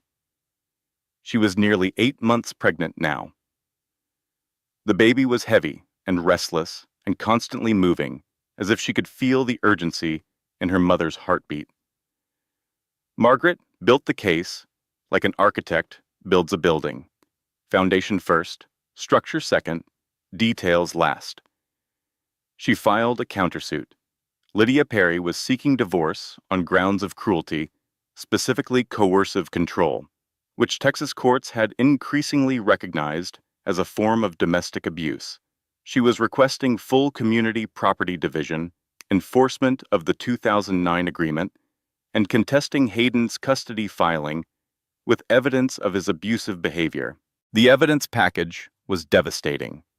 The original notarized agreement from 2009, bank records showing $11.3 million moved to offshore accounts during the marriage, property records showing the $4.2 million penthouse transferred to Sasha Cole's name, Lydia's diary documenting 12 years of financial control, isolation, and manipulation, a written statement from Dr. Amara Rhodes, who had volunteered to testify after learning about the psychiatric evaluation. Dr. Rhodes's words were precise and furious. That evaluation was not medicine. It was weaponization. Photographs of Sasha entering the penthouse with a key, Phone records proving Hayden had accessed Lydia's location, call history, and text messages. Ruth's video of Lydia standing at the locked gate of her own home, pregnant, trapped, pressing her hand against iron bars.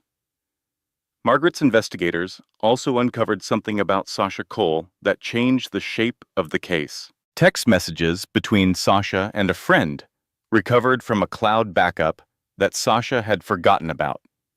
The messages were casual, chatty, the kind of conversation between two women who think no one will ever read what they are writing. The wife is pregnant and pathetic. He is going to leave her after the baby. I just need to be patient. The penthouse is already in my name. Sasha was not an innocent bystander. She was not a woman who had simply fallen for a married man. She was strategic, calculating, aware that Hayden was hiding assets and participating in the concealment. She was, in legal terms, a co-conspirator in the dissipation of marital property. And the bar complaint against Sarah Jenkins? Margaret's firm handled it in 3 days. A single letter from Lawson and Drake to the Bar Association citing the legal merits of the case and the evidentiary record was enough. The complaint was dismissed. Sarah's license was safe. Sarah showed up at the safe house that evening with a bottle of sparkling cider and tears on her face. They dropped it, she said. I can still practice. She and Lydia sat on the cot together and drank cider out of paper cups and laughed for the first time in weeks. Ellie colored at the folding table nearby, drawing a picture of a house with a big yellow sun. At the shelter, during those weeks of preparation, Lydia met other women. She had expected them to be different from her. She had expected broken women, defeated women, women from circumstances nothing like her own. She had expected, with the unthinking arrogance that privilege sometimes breeds, that her situation was unique. It was not. There was a teacher named Maria, whose husband had cut up her credit cards and told her she was too stupid to manage money. There was a nurse named Tamara, whose husband had installed tracking software on her phone and interrogated her every night about where she had been. There was a grandmother named Dorothy, who had fled her husband at 62 after 40 years, because one morning she woke up and realized she had forgotten what her own opinions sounded like. They sat in a circle, on mismatched chairs, in a room with fluorescent lights and donated furniture, and they talked. Nobody told anyone to be strong. Nobody offered platitudes. They just listened. They just said, I know. I have been there. I understand. One evening, a woman named Donna knocked on Lydia's door. Donna was 55, with kind eyes and rough hands and a voice that sounded like someone who had spent a lifetime being gentle with difficult things. She had left her husband 3 months ago. I heard you are expecting. I made you something. She held out a baby blanket, yellow, hand-knitted. The stitches were uneven, the edges slightly crooked. It was clearly the work of someone who was still learning, someone who had picked up knitting needles in a shelter because they needed to do something with their hands. It is not perfect, Donna said apologetically. Lydia took the blanket. She held it against her belly. She felt the yarn, the softness, the slight lumps where the tension had been inconsistent, and she thought about all the perfectly designed things in her old life, the pre-portioned meals and the Egyptian cotton towels and the $12 million house with every detail curated for appearance. None of it had been made with love.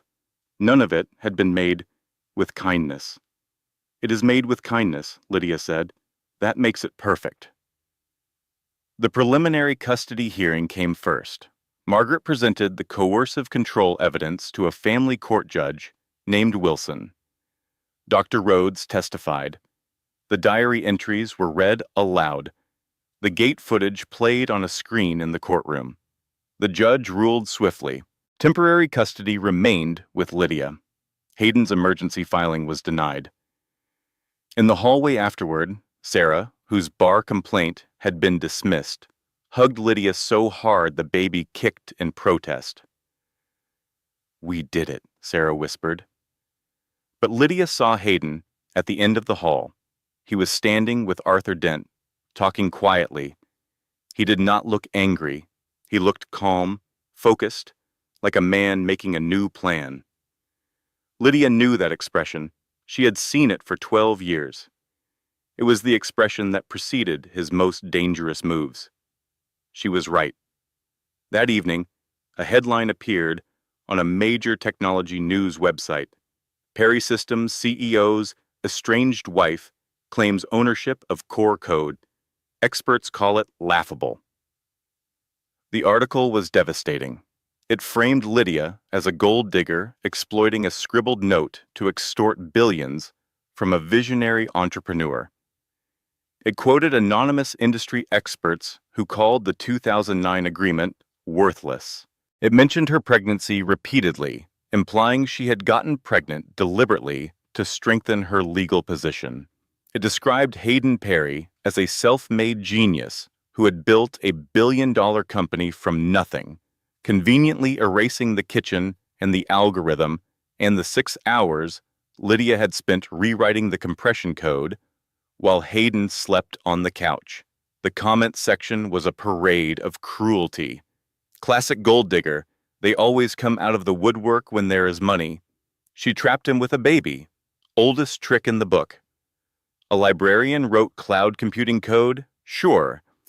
This is why billionaires need better lawyers. Hayden had leaked the story, but he had not just leaked facts.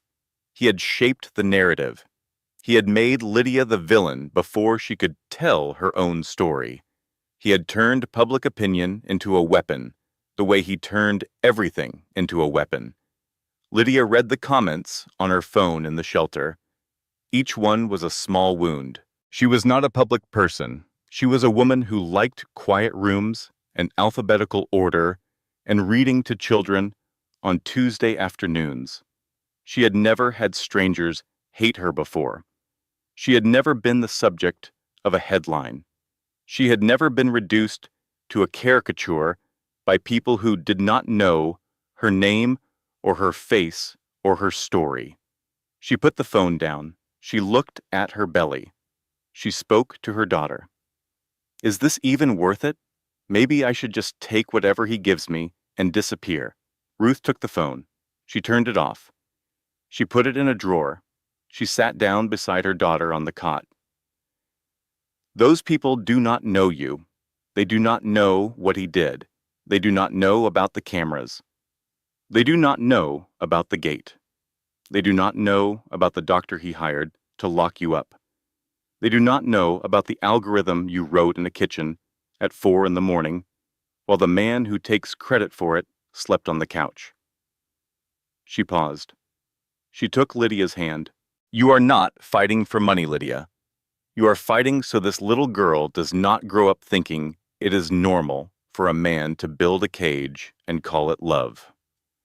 Now we are back to the courtroom, Superior Court, Austin, Texas. Friday, 4:12 in the afternoon. Judge Harold Henderson, the same fluorescent lights, the same tired judge, the same 2 tables on opposite sides of the room. But everything else has changed.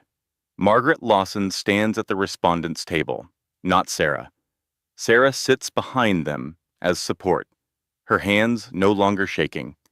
Margaret's presence changes the atmosphere of the courtroom the way a chess grandmaster changes the atmosphere of a tournament.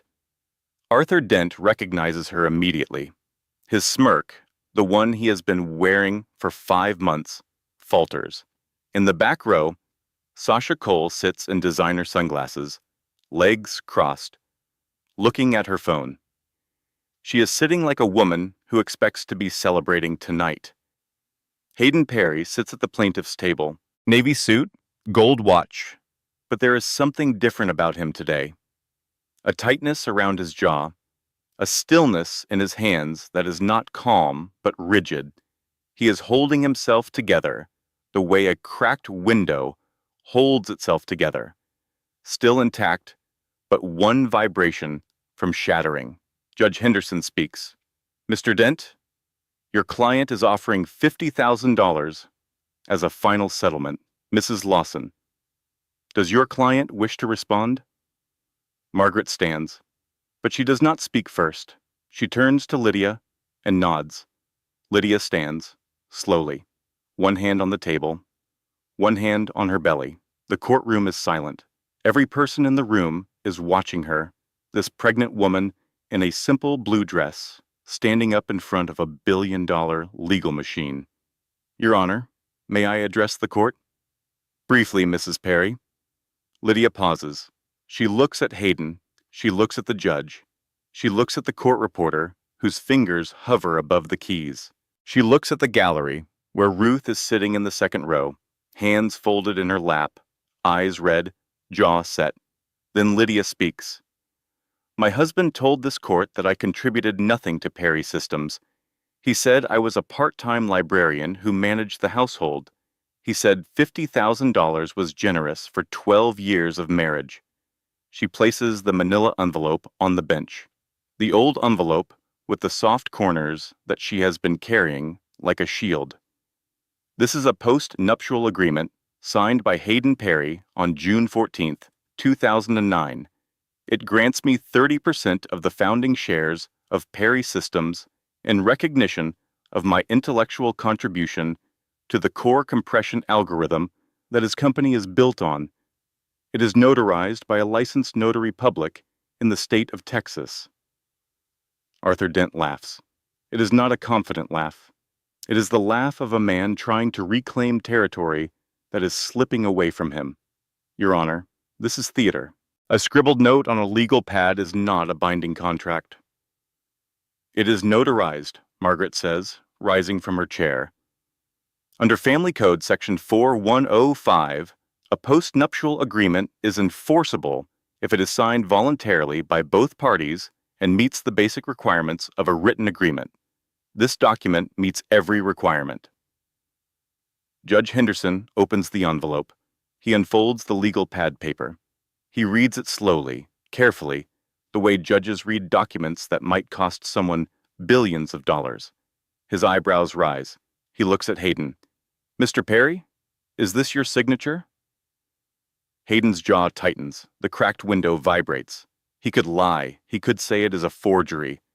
But forgery is a felony in Texas, and if the court orders a handwriting expert, and Margaret will demand one, the truth will be inescapable. Hayden signed that paper in his own handwriting. He signed it with the confident, expansive letters of a 25-year-old man who believed that promises were real and that love was permanent. That handwriting is his. There is no denying it. I may have signed something, Hayden says carefully. We were young. It was not serious. It was a joke. A joke with a notary stamp, Judge Henderson says. It is not a question. Hayden does not answer. Margaret does not wait for him to recover. She moves to the next phase with the efficiency of a surgeon. She presents the evidence, one piece at a time, each one a blow, to the narrative Hayden has spent 12 years building. Bank records showing $11.3 million moved to offshore accounts during the marriage. Hidden from Lydia, hidden from the court. A violation of community property law so flagrant that even Arthur Dent does not try to explain it. Property records showing the $4.2 million penthouse transferred to Sasha Cole. Dissipation of marital assets to a romantic partner. The kind of act that makes family court judges reach for their strongest penalties. Dr. Rhodes's written testimony about the psychiatric evaluation. The careful clinical language of a doctor who has seen medicine used as a weapon. The evaluation arranged by Mr. Perry was not a legitimate medical assessment. It was an attempt to manufacture a psychiatric diagnosis that could be used to remove a competent mother from her child. Phone records proving that Hayden accessed Lydia's location, call history, and text messages throughout the marriage. Every call logged, every text read, every movement tracked. And finally, the gate footage. Ruth's video, shot as on a phone, shaky and raw. A pregnant woman standing at the iron gate of her own home, pressing her hand against the bars, while her mother stands on the other side, separated by metal and money and the cruelty of a man who would rather cage his wife than let her go. When the footage plays, the courtroom goes silent. It is not dramatic. It is not cinematic. It is just a pregnant woman and her mother, separated by a fence, pressing their hands together through iron bars. It is ordinary in the worst possible way. It is the kind of ordinary that makes you realize these things happen in real houses, on real streets, to real women, every single day. Judge Henderson removes his glasses. He rubs his eyes. When he puts them back on, he looks at Hayden Perry, the way a man looks at something he has finally identified after years of suspicion. "Mr. Dent," the judge says slowly, "I strongly recommend you advise your client to reconsider his position." In the back row, Sasha Cole has done the math. The penthouse is in her name. That means she is part of the asset investigation. She could be deposed. Her text messages, the ones about the pathetic wife and the nursery and the patients, could be subpoenaed and read in open court. She is not a bystander anymore. She is exposed. Sasha stands. She does not look at Hayden. She picks up her purse. She walks to the courtroom door, heels clicking on the marble floor. She does not run. She does not hurry. She just walks, the way a person walks away from something they have decided is no longer profitable. Hayden turns to watch her go. His hand moves involuntarily, reaching out, the instinctive gesture of a man grasping at something falling off a cliff. She does not look back. The door closes behind her. Hayden turns back to the courtroom. And for the first time in 12 years of marriage, 5 months of divorce proceedings, and 1 afternoon of devastating revelations, Hayden Perry looks afraid. Margaret calls one final witness, Kevin O'Malley, the Chief Technology Officer of Perry Systems. He has been subpoenaed. He does not want to be here. His hands are trembling on the witness stand, and he keeps glancing at Hayden the way a subordinate glances at a boss who has the power to destroy him. Margaret's questions are precise. "Mr. O'Malley, in 2009, did Perry Systems face a critical technical challenge? Yes. Data compression. Our system could not handle the data load. We were going to lose our seed funding if we did not solve it within 2 weeks. And who solved the problem?" Kevin looks at Hayden. Hayden stares back. The stare is a message, clear as a billboard. Do not say it. Do not betray me. Remember who signs your stock options. Kevin swallows. He thinks about his career, his salary, his parking spot on the executive floor, his stock options that vest in 18 months.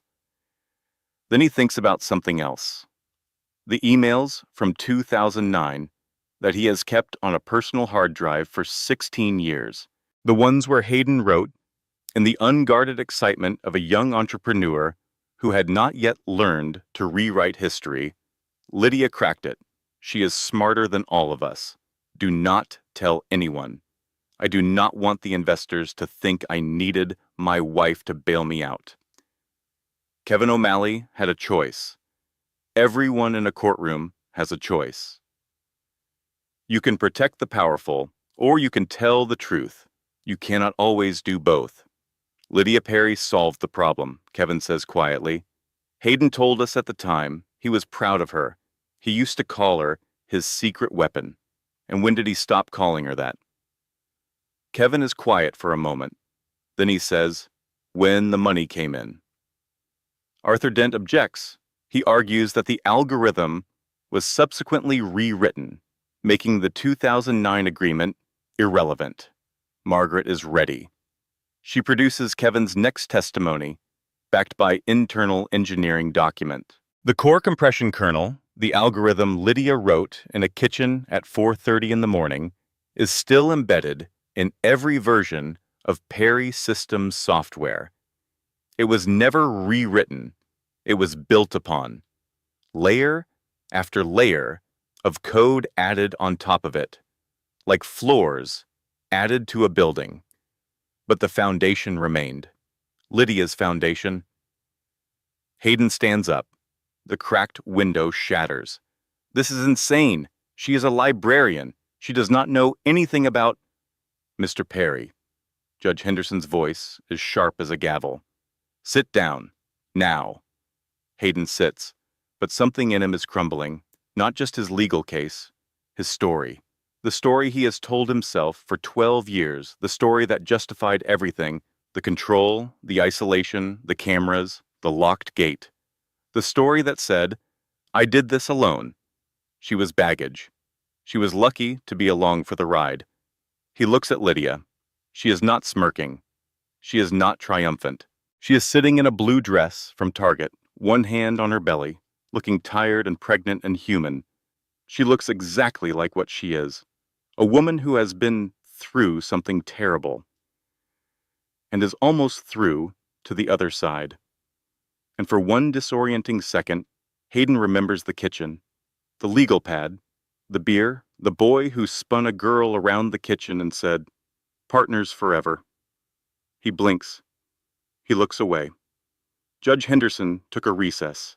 48 hours. The longest 48 hours of Lydia's life. They reconvened on Monday.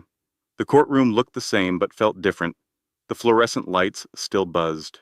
The benches still creaked. But there was a weight in the room, the gravity that settles over a space when everyone knows that what happens next will change lives permanently. Lydia was there. Ruth was in the gallery. Sarah was beside her. Margaret stood at the table. Hayden's seat was empty. Arthur Dent explained, in a voice stripped of its usual confidence, that Mr. Perry had accepted the terms and authorized his attorney to represent his interests. Hayden had signed the settlement from his lawyer's office. He could not face her. Judge Henderson looked at the empty chair for a long moment. Then he began. The ruling was delivered slowly, formally, each sentence a building block in a new reality. First, the 2009 post-nuptial agreement was valid and enforceable. Lydia Perry was granted 30% of Hayden Perry's founding shares in Perry Systems. Second, under Texas community property law, all assets acquired during the 12-year marriage were subject to equitable division. Given Hayden's deliberate concealment of assets, the offshore accounts, the penthouse transfer, the systematic hiding of marital property, the court awarded Lydia 60% of marital assets as a penalty for fraud on the community estate. Third, sole custody of the child was granted to Lydia. Hayden was granted supervised visitation rights, pending completion of a domestic violence intervention program. Fourth, Hayden was ordered to pay all of Lydia's legal fees, including Margaret Lawson's retainer. Fifth, the restraining order preventing Hayden from monitoring Lydia's communications was made permanent. The gavel fell. One sharp sound, final, absolute. Lydia did not cheer. She did not collapse. She exhaled, one long, shaking breath, like a woman who had been holding her breath for 12 years and was finally allowed to let it go. In the gallery, Ruth put her face in her hands and wept. Sarah squeezed Lydia's shoulder. Margaret leaned over and said quietly, "You did it." Lydia looked at Margaret, then at Sarah, then at Ruth in the gallery. She looked at the empty chair where Hayden should have been sitting. She looked at the judge, who was gathering his papers with the careful movements of a man who has done something important and knows it. "We did it," Lydia said. "We." 3 months later, Hayden Perry resigned as CEO of Perry Systems. The board of directors, led by William Sharp, voted no confidence after the full scope of the hidden assets became public. The Securities and Exchange Commission opened an investigation into the offshore transfers. The $4.2 million penthouse was clawed back into the marital estate. Hayden moved to a rental apartment in North Austin. No Porsche, no penthouse, no corner office, no Sasha, who left him the day the verdict came in and never looked back. He had his name and his reputation, both of which were considerably diminished. And he had the apartment, which was clean and adequate and absolutely silent in a way that the mansion had never been, because the mansion had always been full of Lydia. One evening, unpacking a box that had been in storage, he found an old photograph. 2008, the one-bedroom apartment. Lydia was asleep on the couch with a textbook on her chest. Her hair was messy. Her socks did not match. She looked like someone who had fallen asleep mid-thought, which she probably had. And Hayden, the Hayden in the photograph, was looking at her with an expression of pure wonder, the kind of wonder that money eventually killed. He put the photograph on the kitchen counter of his rental apartment. He sat on a folding chair and stared at it for a long time. He did not cry. Hayden Perry was not a man who cried, but he sat there, alone, in the quiet of an apartment that was nothing like the life he had built and lost, and he understood, for the first time, what he had actually thrown away. It was not the company, it was not the money, it was not the power, or the stock price, or the custom license plate. It was her. It was Lydia. It was the girl who solved his hardest problem while he slept on the couch.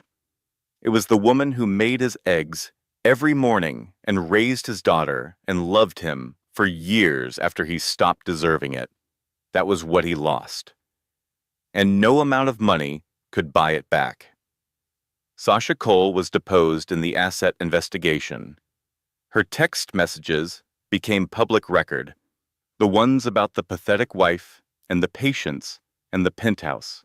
The internet, which had once believed Hayden's version of the story, read those messages and revised its opinion with the speed and ferocity that only the internet can muster. She lost her PR position. No major firm would hire a woman whose private messages had been read in open court. She moved to Dallas. She got a job at a small agency. No designer scarves. No penthouse keys. No billionaire boyfriend. Just consequences and a slow, unglamorous rebuilding. Sarah Jenkins was offered a position at Margaret Lawson's firm, a corner office, a salary that would have solved every financial problem she had. She turned it down. Instead, she opened a small practice specializing in representing women in coercive control cases. She called it Jenkins Family Law. Her first 3 clients came from the same shelter where Lydia had stayed. She worked from a real office now, not her kitchen table, but she kept the milk crates for her files because they reminded her of where she started. Her daughter Ellie colored at a small desk in the corner after school. On Sarah's wall was a framed note in Lydia's handwriting. "You were brave before anyone else was. Thank you." William Sharp retired from the Perry Systems Board. He did not give a farewell speech. He did not seek recognition. He spent his time volunteering for a domestic violence prevention nonprofit that Lydia helped fund with a portion of her settlement. He did not talk about his daughter Rebecca publicly. But once, at a fundraiser, someone asked him why he got involved. He was quiet for a moment, then he said, "I could not help the first one. I promised myself there would not be a second." Ruth Bennett moved to Austin permanently. She rented a small house 3 blocks from Lydia's apartment, a 2-bedroom bungalow with a front porch and a garden where she grew tomatoes and basil and stubborn roses that bloomed in the Texas heat. Every morning, she walked over with coffee and helped with the baby. She had reclaimed the 3 years that Hayden stole from her, and she was not going to waste another minute. Lydia's apartment was in East Austin. 2 bedrooms, nothing fancy. The furniture was a mix of things she had bought at a second-hand store and things she had assembled herself from boxes with Swedish instructions. The bookshelves were full. The kitchen was small. The view from the living room window was a parking lot, and a taco truck, and, in the distance, the Austin skyline. On the wall, in a simple frame, was a photograph. Lydia and Ruth, at this hospital, the day Grace was born. Ruth is holding the baby. Lydia is lying in the hospital bed, exhausted, hair matted with sweat, smiling a smile that is so wide and so real that it looks like a different woman entirely.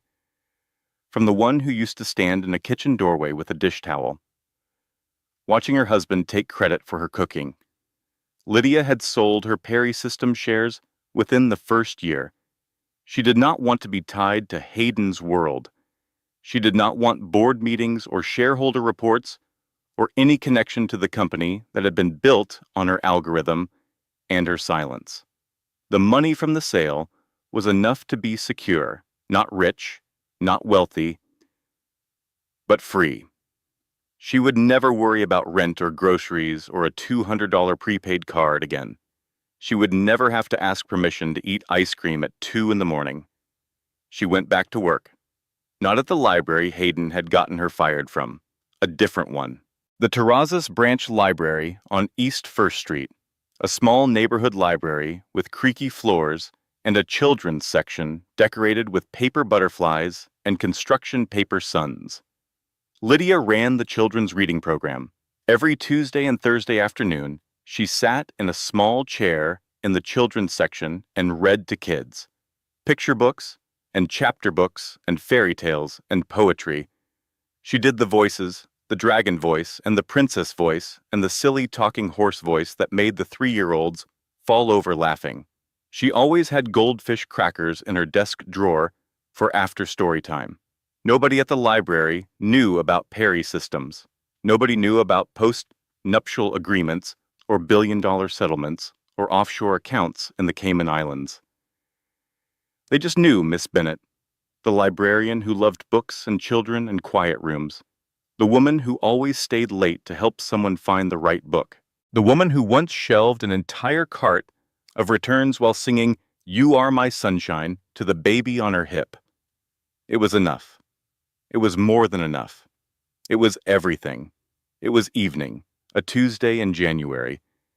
The library had closed an hour ago, but Lydia had stayed late to reorganize the picture book shelf, which had been thoroughly rearranged by an enthusiastic 4-year-old who believed that all books should be sorted by the color of their covers, rather than by author name.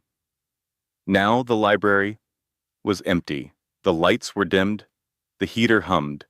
Outside, through the tall windows, the Austin skyline was visible against a darkening sky. Somewhere out there, the Perry Systems Tower still stood, the company logo glowing blue on the top floor. Lydia could see it from here if she looked. She did not look. She sat in the children's section in a small wooden chair designed for someone 3 feet tall and held her daughter on her lap. Grace was 3 months old. She had dark eyes and a startling amount of hair and tiny fingers that grabbed at everything within reach. She was wearing a yellow onesie and was wrapped in a blanket, a hand-knitted blanket with uneven stitches and slightly crooked edges. Donna's blanket. From the shelter. Lydia had kept it, of everything she owned, all the expensive things and the cheap things and the practical things. This blanket was the one she could not imagine being without, because it was made with kindness. And kindness, Lydia had learned, was the most valuable thing in the world. More valuable than algorithms and stock options and $12 million houses with cameras in every room. She opened a book, Goodnight Moon. She had read it to hundreds of children over the years. At the library, at story time, the same words over and over until they were part of her. But she had never read it to her own child before. Good night, room, she read softly. Good night, moon. Good night, cow jumping over the moon. Grace reached for the pages with her tiny fingers, trying to grab the pictures, the green room and the red balloon and the little old lady whispering hush. Lydia turned the pages slowly. She was in no hurry. There was nowhere else she needed to be. No nutritionist coming in the morning, no consultant monitoring her sleep, no cameras watching, no gate to lock her in, no man to make her small. She finished the book. She closed it gently and set it on the shelf beside her. She held Grace against her chest, the baby's heartbeat against her own. Two hearts, beating in the quiet of a library, surrounded by books and silence and the smell of old paper. "I named you Grace," Lydia whispered into her daughter's hair, "because even in the worst year of my life, grace is what got me through. Not revenge, not anger, not money, just grace. One breath at a time, one day at a time, one small act of kindness from a stranger in a shelter who knitted you a blanket." Grace yawned, a tiny, enormous yawn that scrunched her whole face. "And I want you to know something, little one. Something I wish someone had told me when I was young. You will never have to make yourself small for anyone. Not for a man, not for money, not for the world. You do not have to earn the right to take up space. You do not have to solve someone else's problems to deserve love. You are enough just as you are. You will always be enough." Grace's eyes fluttered closed. Her tiny fist clutched the collar of Lydia's shirt. Her breathing slowed, deepened, became the steady rhythm of a baby who feels safe. Lydia sat in the small chair in the quiet library and held her sleeping daughter and did not move. Outside, the sky had gone dark. The city lights were on. The Perry Systems tower glowed blue against the night. Lydia did not look at it.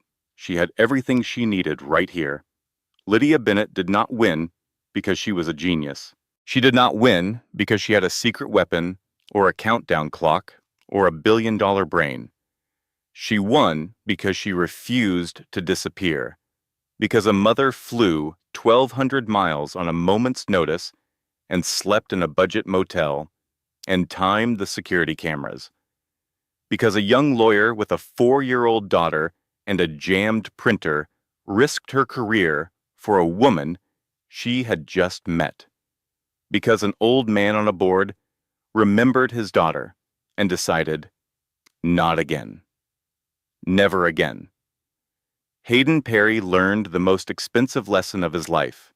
You cannot own someone who knows their own worth. You cannot cage someone who remembers how to think.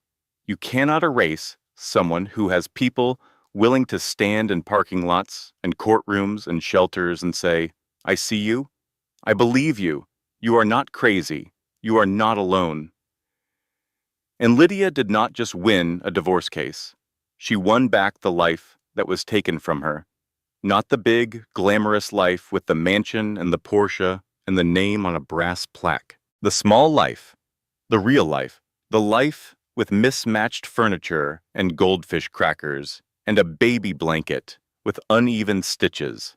The life where she gets to choose what to eat for dinner and where to go on Saturday and who to call on the phone. The life where she is not a wife or an asset or an appendage, but a person. A full, complete, free person. She named her daughter Grace. And every Tuesday and Thursday, she reads to her in a library that smells like old paper and new beginnings. If this story touched you, leave a comment below and tell me, what would you have done in Lydia's place? Hit that subscribe button and turn on the notification bell, because next week we have a story that will make your jaw hit the floor. Until then, remember this. The quietest people in the room are often the ones holding all the cards. This content was carefully researched, developed, and manually edited by our team to deliver meaningful stories with valuable life lessons. Every narrative is crafted to entertain, inspire, and empower our audience. We believe that great stories can change lives, and we are committed to bringing you content that matters. Thank you for being part of our community.